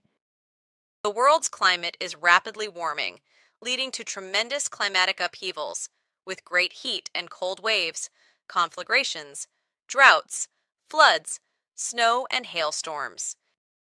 Increasingly frequent earthquakes and seaquakes, and the resulting violent tsunamis on the seas and lakes, causing further devastating destruction of human achievements and landscapes and mass deaths of the human beings. There is enormous material damage to land, houses, and all kinds of buildings, roads, railways, torrents, streams, rivers, and lakes. And more human lives will have to be lamented by these climate-related upheavals and tremendous storms, because the rapid and increasing global warming and climate change is changing the whole of nature and the ocean currents, which cause enormous upheavals. The entire animal world is also changing, and many mutations are taking place, in many animals as well as in the plant world and in the human being, with overpopulation being the main culprit. Overpopulation is the greatest evil on Earth, because the further and faster it grows, the greater, more extensive and unsolvable all the resulting problems become. These problems exist in all areas, including medicine, dwindling drinking water, the inexhaustible consumption of energy, and the ever-increasing global terrorism. In addition, there are the wars instigated by criminal state powers, as well as family tragedies which are taking on ever more serious forms and are constantly multiplying. But the growing problems are also caused by air and water pollution and environmental degradation, by the rise in crime and criminality, as well as by the general weakening of the human being's health, consciousness, mind, and body. There is also the human being's blatantly increasing indifference towards his own and other people's lives, as well as the ever-increasing coldness and lack of interest in good interpersonal relationships. The lack of useful leisure activities is also one of the problems that can no longer be overcome, because instead of pursuing such activities, people are now only looking for and cultivating pleasure and idleness. This also inevitably increases the brutalization of the human being against his fellow human beings, nature, and its fauna and flora. The human beings are becoming more and more susceptible to allergies and diseases affecting them, to degenerations of the sexual life, to psychic degenerations, to depression and suicides, to psychopathic and paranoid impulses from which murders and mass murders, as well as the mistreatment of fellow human beings result, which are more and more carried out by young people because their whole education fails completely in every respect. More and more cowardly human beings appear, who throw away their lives because they have become incapable of bearing pain and suffering and end their lives by dying naturally. Quo vadis humanitas? Humanity, where are you going? Human beings of the earth, you are creating havoc on the planet and on all life on an unimaginable scale, and the destruction you are causing in nature and in life is spreading throughout the world, causing enormous damage, destruction, and distress and misery. Torrents and streams become torrents. Rivers become raging torrents, while wild waters burst their banks and cause tremendous floods, devastating all land, destroying countless human achievements and livelihoods, and, together with other disasters, cost hundreds of thousands and millions of human lives. There are also, as I have already mentioned, primeval volcanic eruptions, together with tremendously extreme earth and sea quakes, all of which make the disasters worse and worse and ultimately cannot be stopped. In 1964, everything is still happening on a small scale, but from the 1970s onwards, everything will increase to such an extent in the coming decades that by the end of the 20th century, everything is already degenerating in an unusual way. But this in no way means the end of the worldwide catastrophes caused by human beings, because once the new millennium has arrived, nature will rebel even more vigorously against the environmentally destructive madness of the human beings of the earth, and will reach a level that equals the primeval times of the earth. If we look at and analyze the coming events and catastrophes that will befall the earth, the climate and humanity, it is clear that it is the human being of the earth who is to blame for all of this, and this, as has already been explained, is the result of the unstoppable growth of overpopulation, from which all problems arise that can no longer be dealt with in a simple way, but only through radical and rigorous global laws and their observance. The blame for the coming calamity and chaos, as well as for the catastrophes, basically lies with the vast mass of humanity, even if pathologically stupid and irresponsible. Know-it-alls and scientists claim the opposite. Overpopulation alone is the factor of all evils, both in terms of shortages of energy and drinking water, and also in terms of the destruction of nature and the environment, and global warming. If an existing problem of this or any other type of overpopulation is tackled, and a solution is found and implemented, then during the period of implementation of the solution, the whole will be overtaken by new problems of the same or also different forms. Because during the period of implementation of the solution, the world's population or overpopulation will increase by hundreds of millions of human beings, which will render the solutions worked out null and void and will be overtaken by similar new problems. Asylum seekers, neo-Nazi and extremist movements, migration, global terrorism, and new wars will also spread, creating discord, misery, and other major new problems. Against all the evils which emanate from the human beings of the earth and which they have caused by the unreasonableness of the cultivated overpopulation on all life, nature, climate, atmosphere, waters, fauna, and flora, and on the whole planet itself, very harsh and drastic measures must be taken.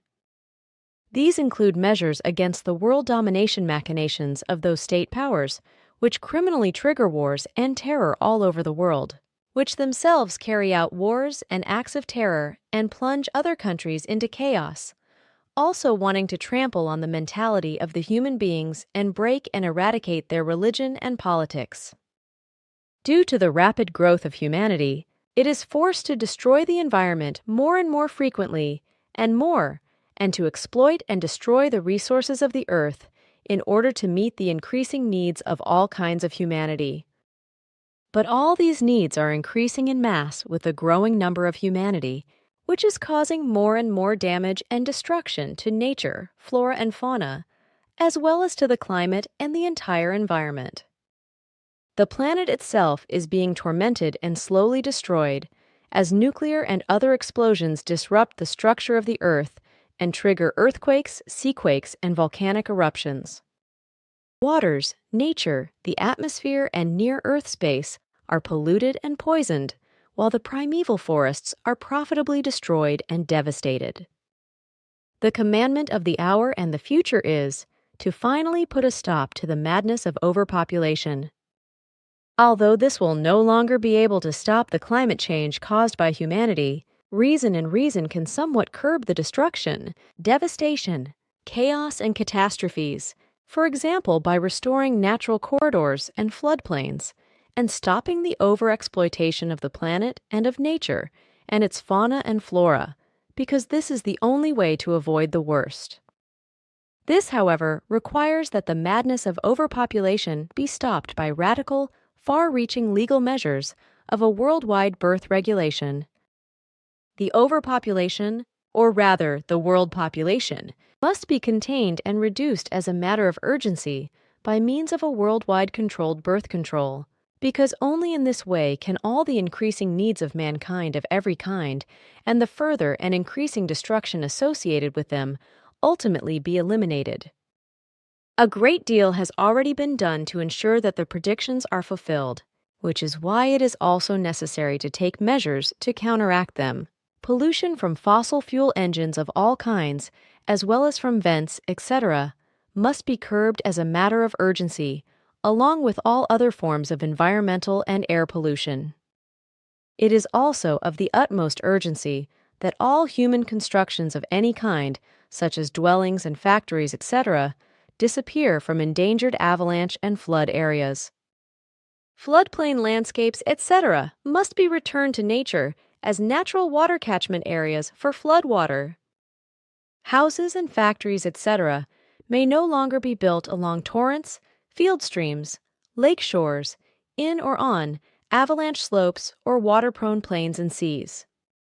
In addition, extremely urgent precautions must be taken along streams, rivers, lakes, roads, residential areas, slopes and mountains, etc., by erecting very strong and high structures in vulnerable areas where wild water can flow over or where mud flows. Snow and mud avalanches and landslides can occur and cause damage in order to protect houses, paths, and railway lines from being washed away, flooded, buried, or swept away. This will be necessary in many places because much of the predicted chaos and catastrophes will unfortunately already be inevitable, and time is running out. So action is called for, and this is the responsibility of all earthly humanity. The human beings of the earth must act before it is finally too late, and nothing more can be done at all to stop the irresponsibly triggered process of climate, fauna and flora, as well as the destruction of nature and the planet and the extermination of mankind. Where are you going, humanity of this earth? Quo vadis, humanitas? You are erring on the path of darkness, on the path that leads to ruin without return. Save yourself, for it is still time for complete conversion, to walk on the path of light, the creative natural, on the path of light of the truth of omnipresent creative natural laws, on the path of good itself. Human being, turn your back on your previous life and find your way back to the creative natural laws and commandments. Find back to the real path of real life. But the path is not to be found and walked through religion or sectarianism, so it is not enough that you hurry to church daily or every Sunday to shine, that you are one of those who are diligent churchgoers, to hear the word of the Spirit at every opportunity, and if possible to sit next to him in the first row of seats, so that everyone can see you well and see that you are diligently listening to the word of the God who is imaginary in every case.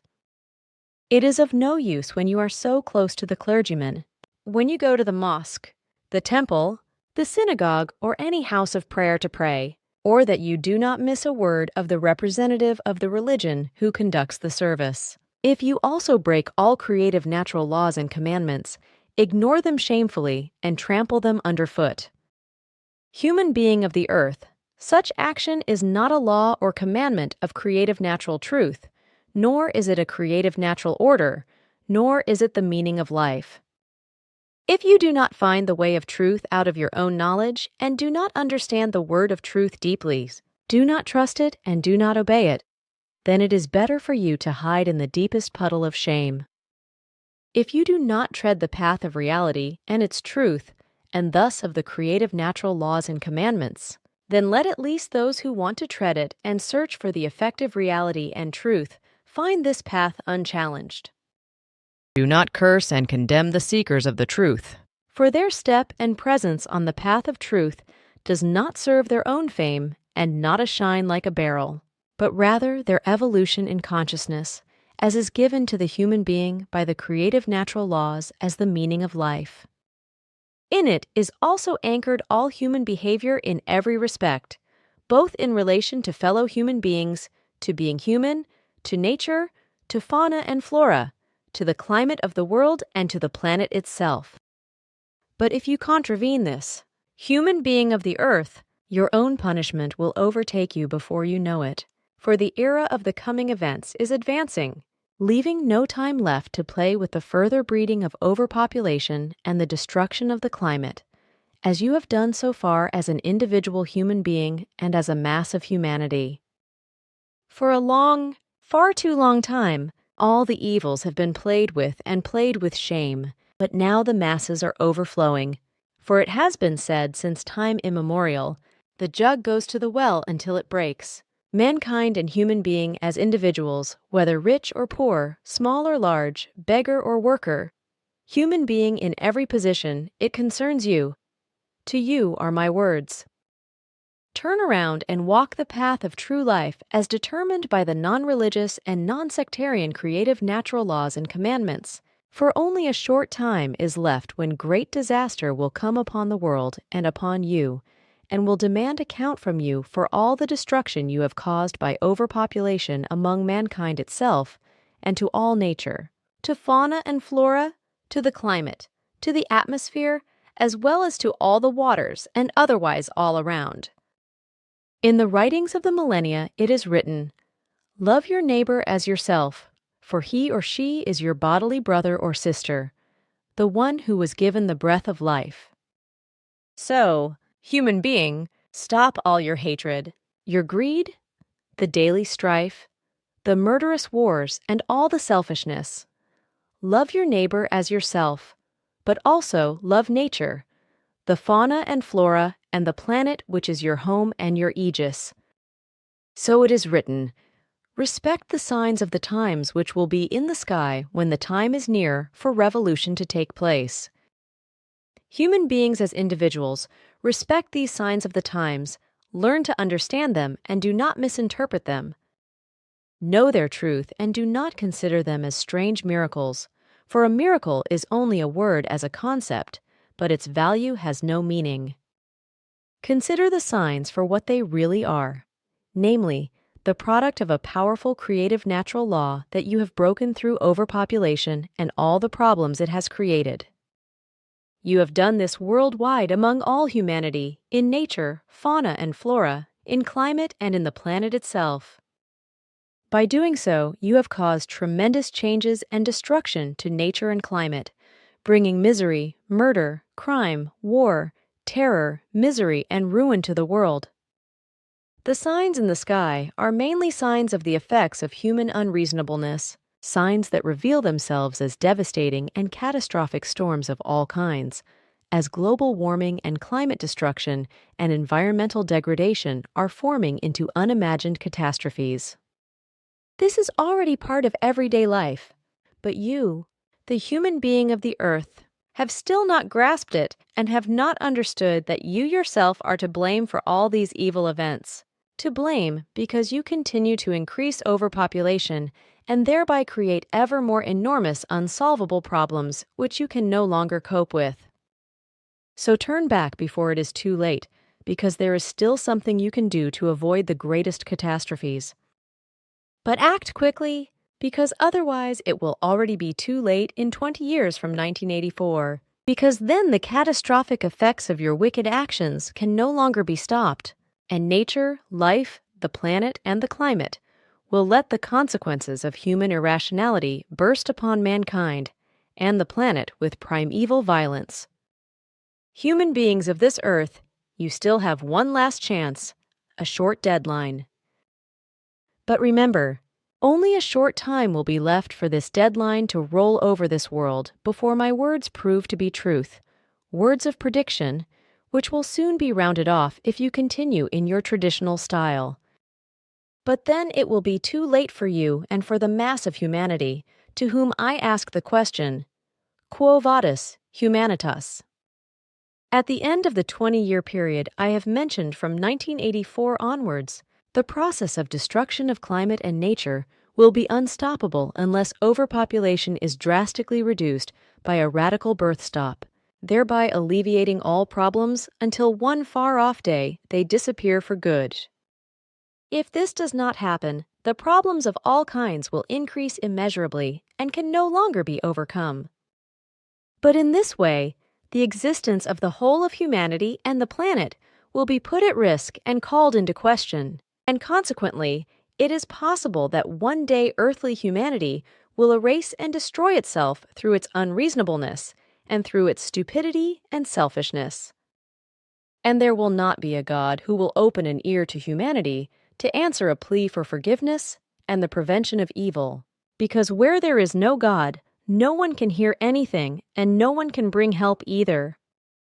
Basically, you, the human being of the earth, are your own master and Lord alone, for you alone are God, and therefore you bear full responsibility for all your actions and work, for all your thoughts and feelings, and for your entire destiny, of which you are the forger.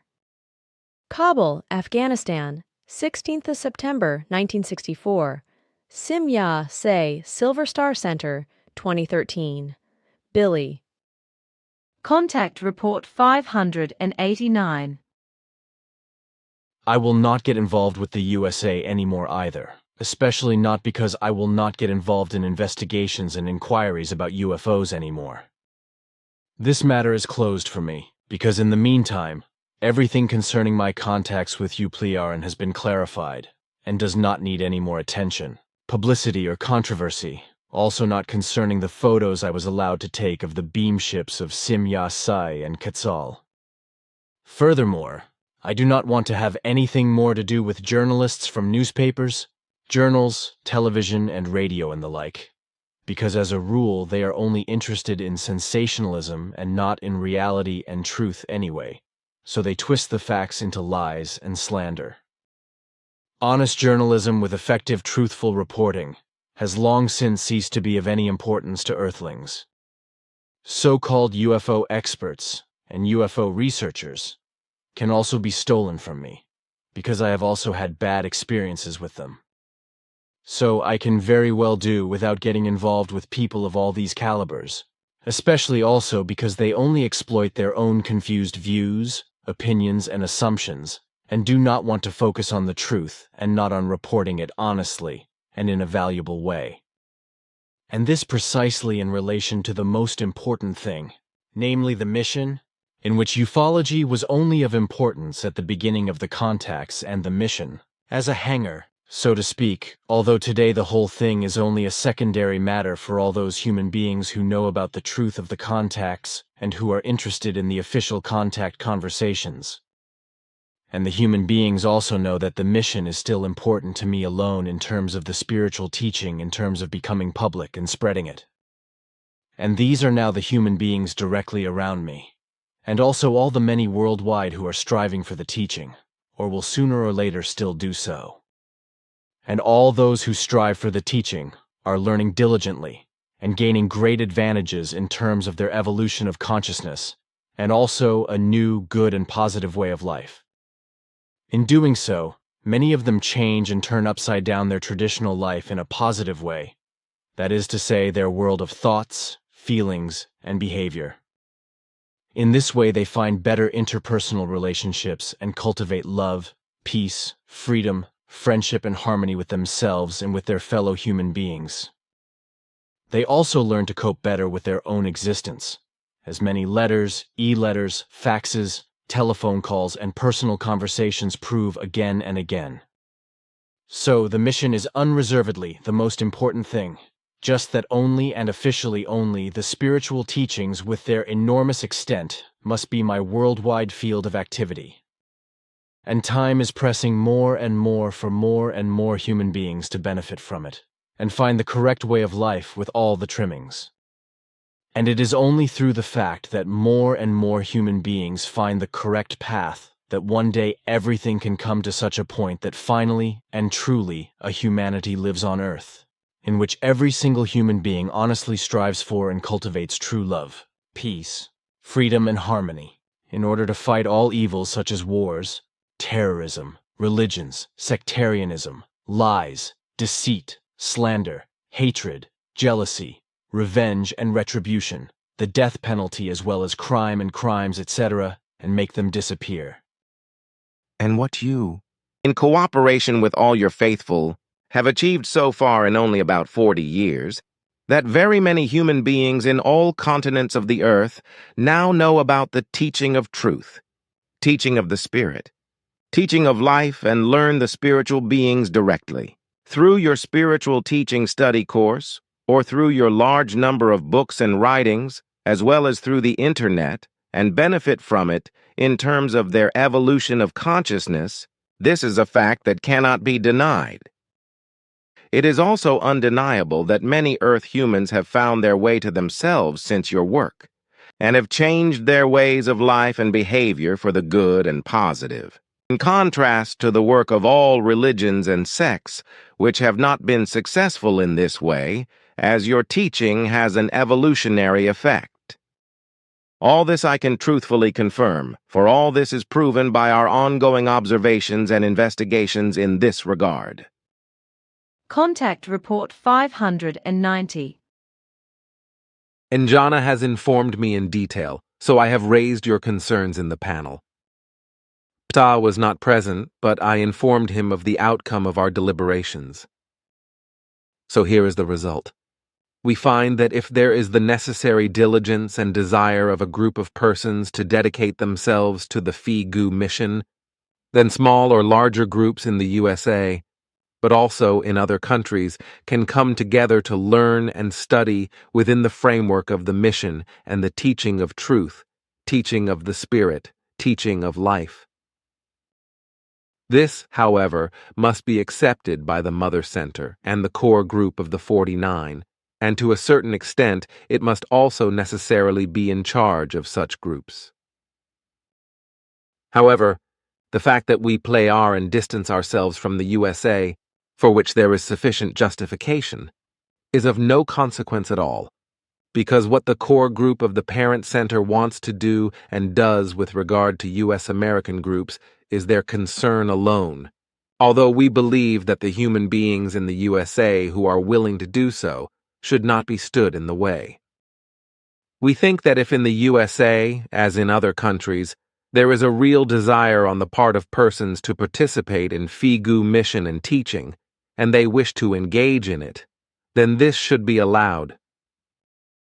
In relation to the USA, as elsewhere, ultimately only those persons can be held responsible for inadequacies, etc., who have caused damage or refused to comply with the rules on our part with impossible demands. This also applies to those persons who, in relation to Phi-Gu groups in the USA, etc., act as lord and master, as group leader and leader, etc., and also refuse to recognize and implement the general Phi-Gu rules. So we decide that such groups should be accepted, although they should not create their own sign, etc., but should only use the Phi-Gu emblem. This emblem should and must be uniformly valid worldwide and may not be replaced by others or misused.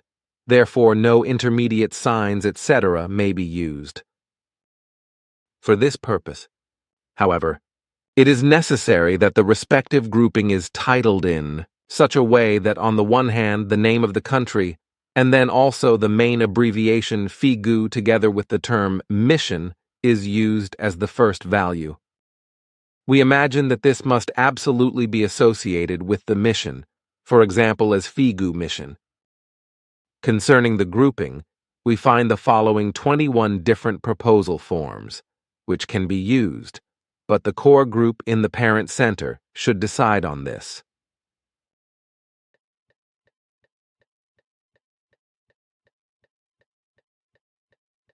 The respective group name should be preceded by the corresponding city or country, for example Colorado, as you have requested, hence the name Colorado Interessenpool für die Phi-Gu mission. However, the condition must remain that the whole thing is kept in German and not translated into another language. You have gone to a lot of trouble, and I thank you also the committee. because I think that your advice is very helpful to us. But what is now concerning the pyramids and the thing with Jose Barreto? We have also decided on that and have come to the following advice. With regard to the pyramids, it is probably correct that you no longer have them made by yourselves, but publish the necessary measurements so that those interested can make them themselves. This also saves you a lot of work and hassle.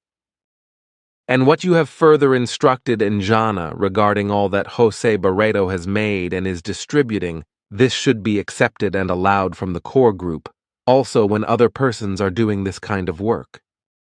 It goes without saying that this also applies to standing or portable objects, etc., that are made and distributed by the missionary group. Such items, objects, etc., which are put into circulation in this way, can be very useful for the mission or for the spreading of the teaching of truth, teaching of the Spirit, teaching of life in such a way as to arouse interest in the human beings without any missionary factor being present. Contact Report 594. Which unfortunately has not yet been researched by our competent scientists and has therefore also not penetrated.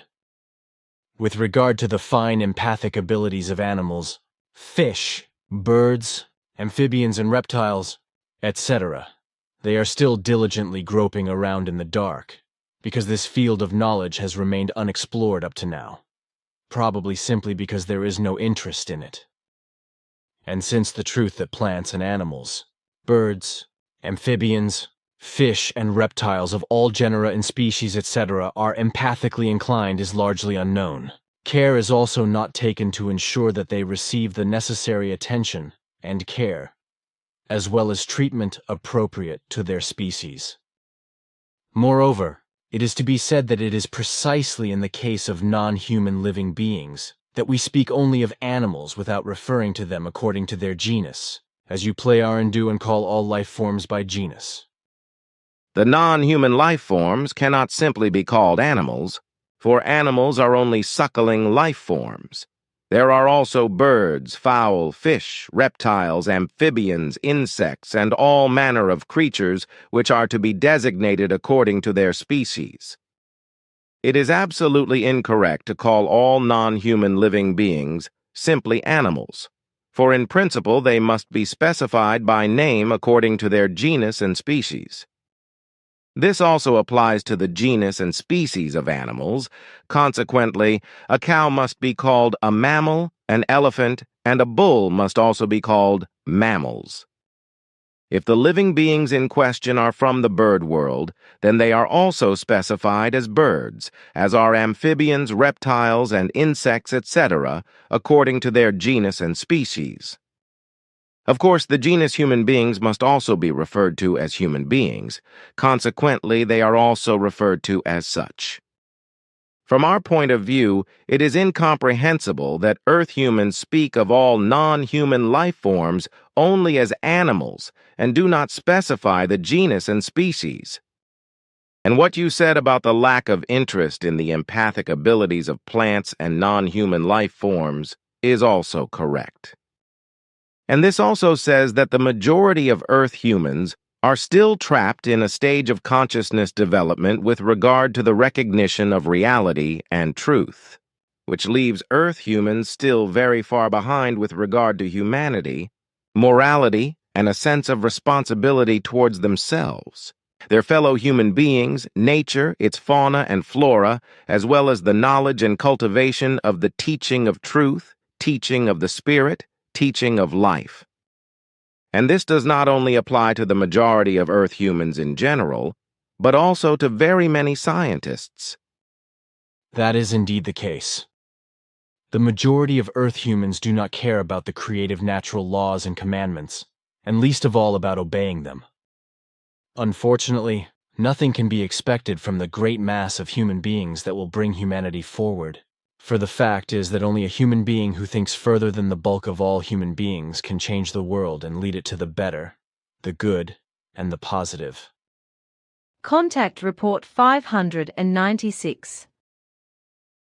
Good, that's what I wanted to hear. In the course of this, I also want to mention that which, in a quite silly manner, has been circulating already for decades, namely, that the core group is an elite. I find this downright stupid because this is in no form the case because the core group involves nothing elitist. All core group members must learn very much themselves in regard to the teaching of the truth, teaching of the spirit, teaching of the life, in other words, the spiritual teaching, and therefore strive to perceive the creational natural laws and recommendations and put them into practice, namely, also when they work for the spreading of the mission. That is absolutely right. There can be absolutely no talk of an elite because the core group members are both learners as well as teachers. An elite is a group of human beings which exhibits a special ability and exactly the same qualities. Thus, they are therefore the best and also are able to exercise a far-reaching guidance. However, this is not the case with the core group members because, as I already said, they are learners, who at the same time must also carry further that which is learnt and teach it to the fellow human beings. In addition, it is connected with the fact that the core group members must put that which is learnt into practice also with themselves and outwardly give a show of it, which, however, unfortunately is as lacking as much as the thorough learning of it and understanding it rightly, which, regrettably also, the incident of last Saturday proves. Hence, there can be no talk of an elite in regard to the core group members, because the necessary prerequisites for it are missing, which, however, takes away nothing from the fact that the core group members constantly strive to give their best concerning the entire mission work. Right, because this in particular is just as important as the work in relation to the personal consciousness-based development, which also contributes to gaining control of one's own life as well as the life formation and life conduct, namely, in a personally free, peaceful, and harmonious form. However, in the process, no gevalt and coercion at all must emerge, as well as no might-influenced guidance of a guru or master, etc., because it is fundamentally necessary that each human being must maintain his or her very own opinion and must make his or her own decisions in his or her very own responsibility. And this refers also to the perception and recognition of the effective truth, which comes solely out of the reality. Thus there are no different truths, rather only one single truth which is contained in the reality. Hence it is not the case that only one single human being can know the effective truth, as is the case with the sects and their leaders and masters, etc., because they imperiously claim that only their truth is the true truth. Actually, there is, however, only one single and real truth, and in every case, this always comes only out of the reality itself. Precisely this is also taught by the spiritual teaching of the Figu Society, which has arisen out of the perception of the creational natural laws and recommendations.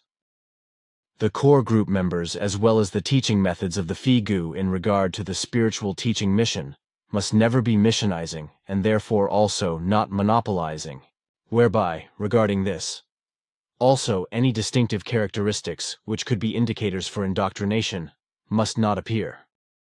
It also follows from this that in the Figu no guru or master, etc., is given as a dominant leadership figure, and such a one also must not act the part of an absolute authority or be acknowledged and adored as such.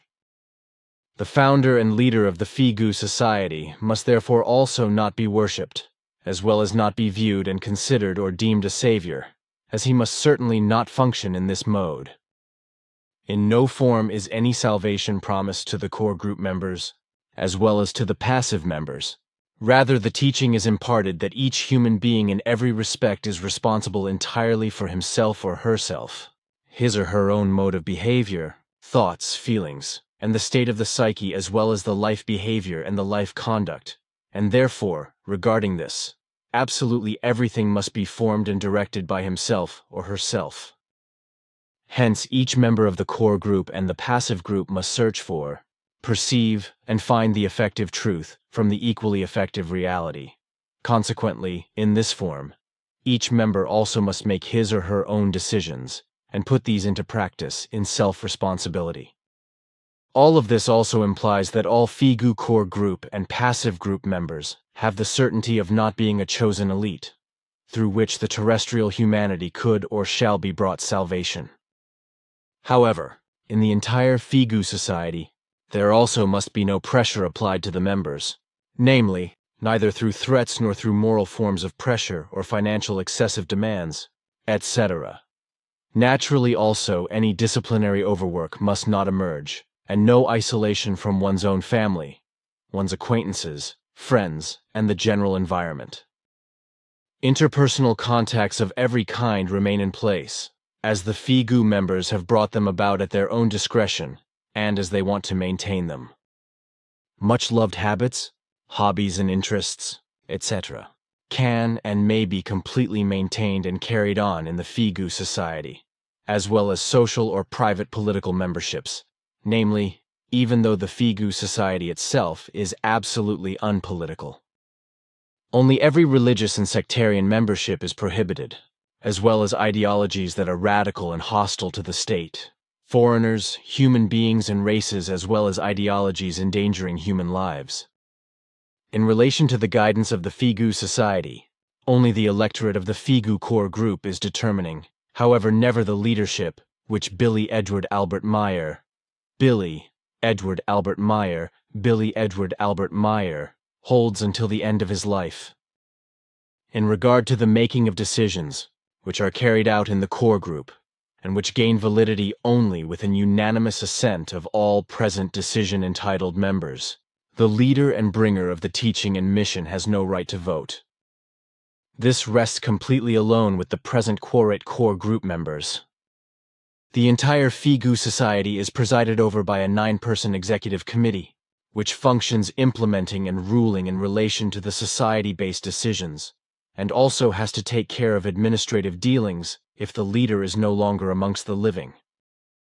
During the lifetime of the leader, he transacts these dealings himself in informative cooperation with the executive committee of the society and the bookkeeping, etc. In addition, the following is to be explained. The Figu society sells books and writings, whereby, however, these are handed over only to persons who specifically request them and buy them out of their own interest.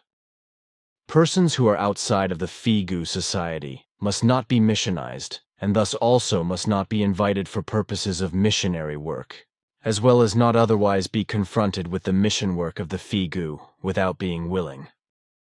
Information stands and information presentations are indeed carried out. However, in the process it must happen that persons are neither approached in relation to the mission, nor brochures be imposed on persons passing by, if the visitors to the information stand or presentation do not wish for it of their own accord explicitly out of their own interest and desires. Hence also no missionary events at all are carried out. Neither a sectarian ideology nor a teaching of salvation is and can be derived from the spiritual teaching and the activities of the Figu society, and in no form is a claim to might raised or an absolute truth in regard to the mission teaching itself or anything else. Hence, the Figu society also raises no claim to a leader's role, and therewith not to anything elitist. The Figu society finances itself solely from group and society contributions, as well as from voluntary small donations, and through the sale of books and writings, as is usual in every normal society. The actual impartation of the spiritual teaching is tied to expenses only in the form of how it arises through the machine and print-based manufacture of books and writings and their sales and the expenses. Begging and the enforcing of donations, etc., in the Figu society is just as absolutely prohibited and frowned upon as the resigning of assets to the society, whereas voluntary bequests are allowed. The spiritual teaching of the Figu society operates not with linguistic terms which are artistic in a pretentious way, rather with the normal German linguistic terms.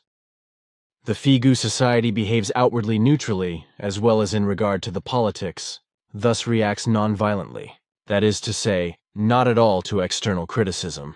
Consequently, also no jurisdictions are taken into consideration against assaults in regard to the Figu society or its members, except when such like take place from outside by antagonists and, because of the law, the society is forced to respond. Furthermore, it is to be said that the Figu Society does not take on any campaigns against media, or so-called experts and other antagonists, through which the Figu Society or their members are vilified or calumniated. It is only usual that when something provocative emerges through media or through an organization or private person, or if world events make it appear necessary that then, in some circumstances, in a Figu organ, usually in a bulletin, a factual account takes place, through which arising effective facts are shown.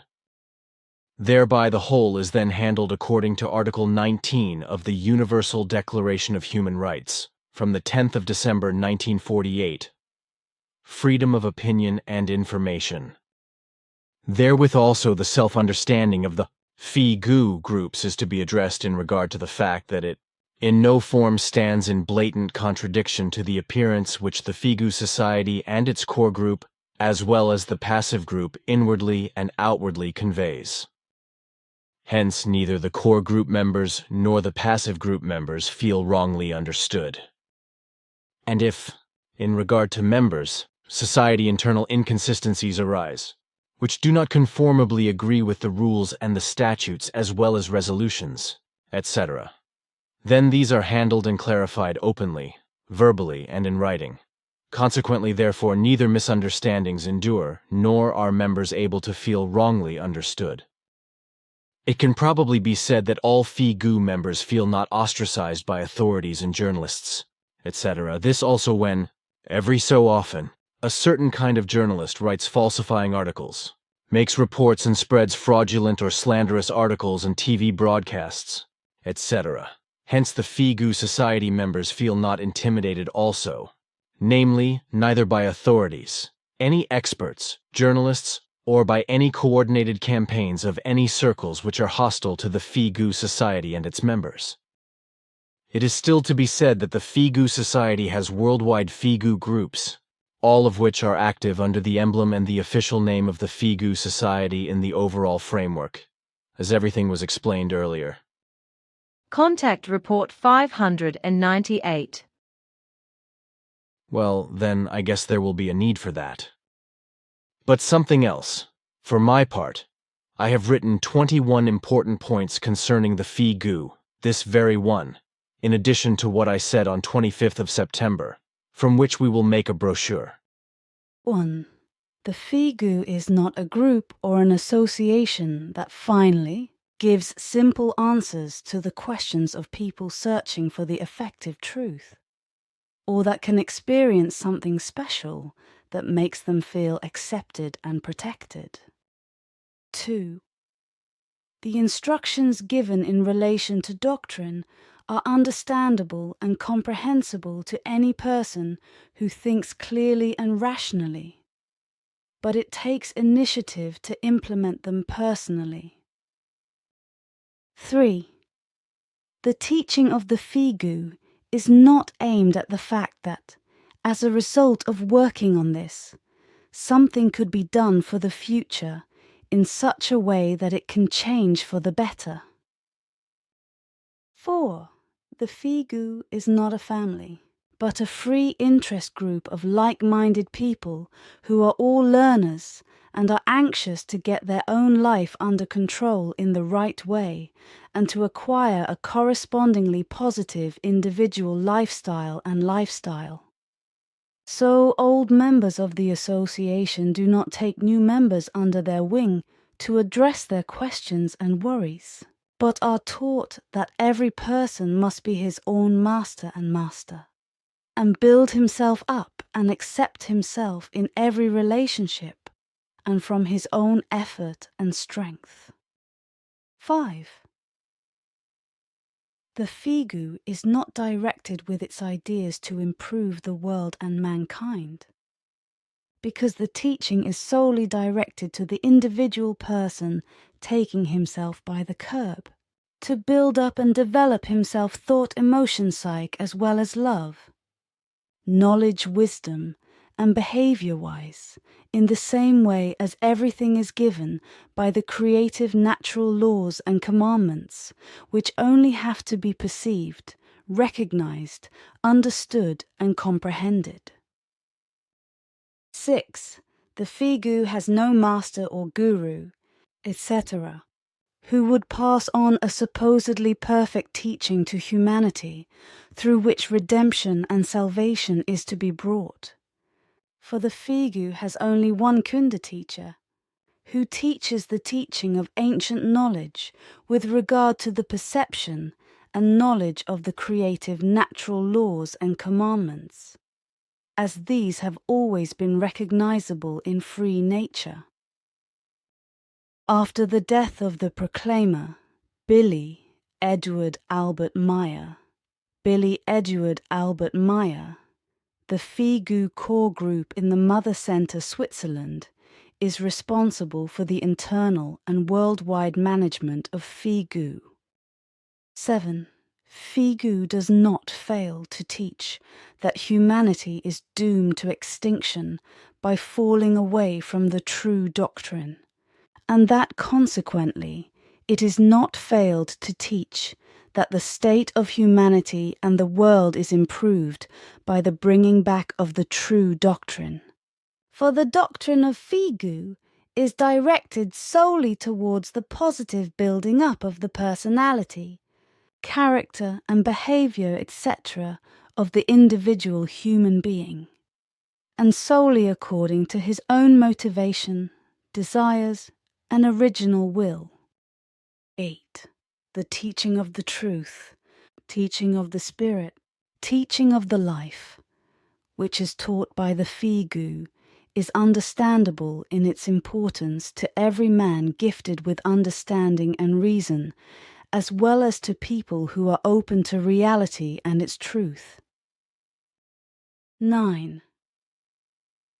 The teaching of the Figu does not in any way assume that earthly mankind is blinded and lost, and consequently does not assume that salvation, redemption and deliverance is only possible by accepting and following the Figu teaching, because in principle it teaches only the possibility of building up the personal well-being of man through his correct behavior in relation to thoughts, feelings, and the psyche, as well as the way of life, lifestyle, interpersonal relations, the acceptance of nature, humanity, tolerance, and all human positive behavior values in general.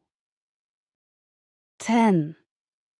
The teaching of the Figu is not perfect and not perfect, for it is constantly being expanded according to new insights into all aspects of human life, nature and its fauna and flora, as well as into consciousness evolution, insights from the creative natural laws and commandments, expandable knowledge and wisdom, etc. 11.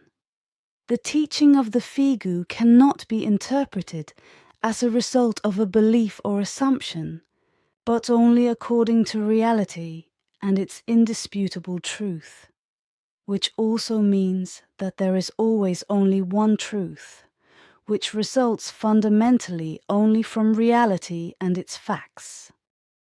12. The Figu teaching is aimed at people discussing and learning from them, because only in this way can doubts and distrust be revealed, discussed and clarified, but the doctrine must not be falsified by untruths. 13. There is no attempt to convert adversaries, or to let them become adversaries of another sense, for their actions and deeds are their business, with which they have to come to terms themselves. 14. When human beings join the Figu and its teaching, they therefore do not have to separate themselves from family members, acquaintances and friends, because the Figu is a free community of interests, in which all interests of the members are and remain completely their own, provided that these are not illegal, criminal and inhuman, or inhuman, etc. 15. In the Figu, there are no rules which are determined by a higher authority and must be accepted without contradiction. Because in principle, rules and regulations are discussed in the Figu core group and decided only by a unanimity of all present members, while in the passive groups, the majority of votes applies. 16. In the Figu. As in every club, there is a certain order, as there must be in every family if it is to function properly. But this does not mean a principle of unfaltering discipline, which would require an unfaltering obeying of an authority or allow no mistakes. 17. In the Figu.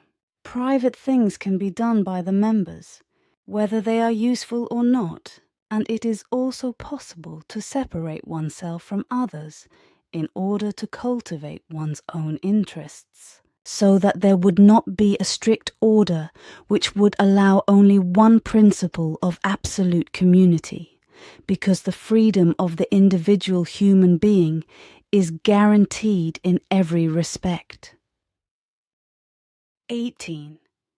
In the Figu, the time must and must not be given only for the mission. Consequently, this must not only be made available to the Figu, but must also be used for the private leisure time and for the private life. 19. If members in the Figu have doubts about the doctrine with regard to its reality, truth and effectiveness, then these are very well taken into consideration and can be discussed, whereby also the own opinion of each person is considered and recognized, and also everything is thoroughly clarified without influencing, threatening, or compulsive manipulations. 20. In the Figu, the rule applies that every person who is interested out of his own interest is not missionized for the teaching of truth, teaching of the Spirit, teaching of life, and must decide for himself for or against the teaching, whereby it is absolutely released to him how much time he needs for his decision. Consequently, it can be hours, days, weeks, months, years, or even decades, if at all. 21. In the Figu, every human being is given the importance and the right to spend enough time to learn about something that has been heard or read in the teachings of the Spirit, and to learn about something that has been taught or read in the teachings of the Spirit. Only by really dealing with the teaching in a profound intellectual and emotional way, by making one's own thoughts and feelings about everything, and by opening oneself to one's way of life, one's shaping of life and one's goal in life out of one's very own interest and will, can one find and make known reality and its truth. Simyase Silver Star Center, 28th September 2014, 18 to 16, Ars Billy.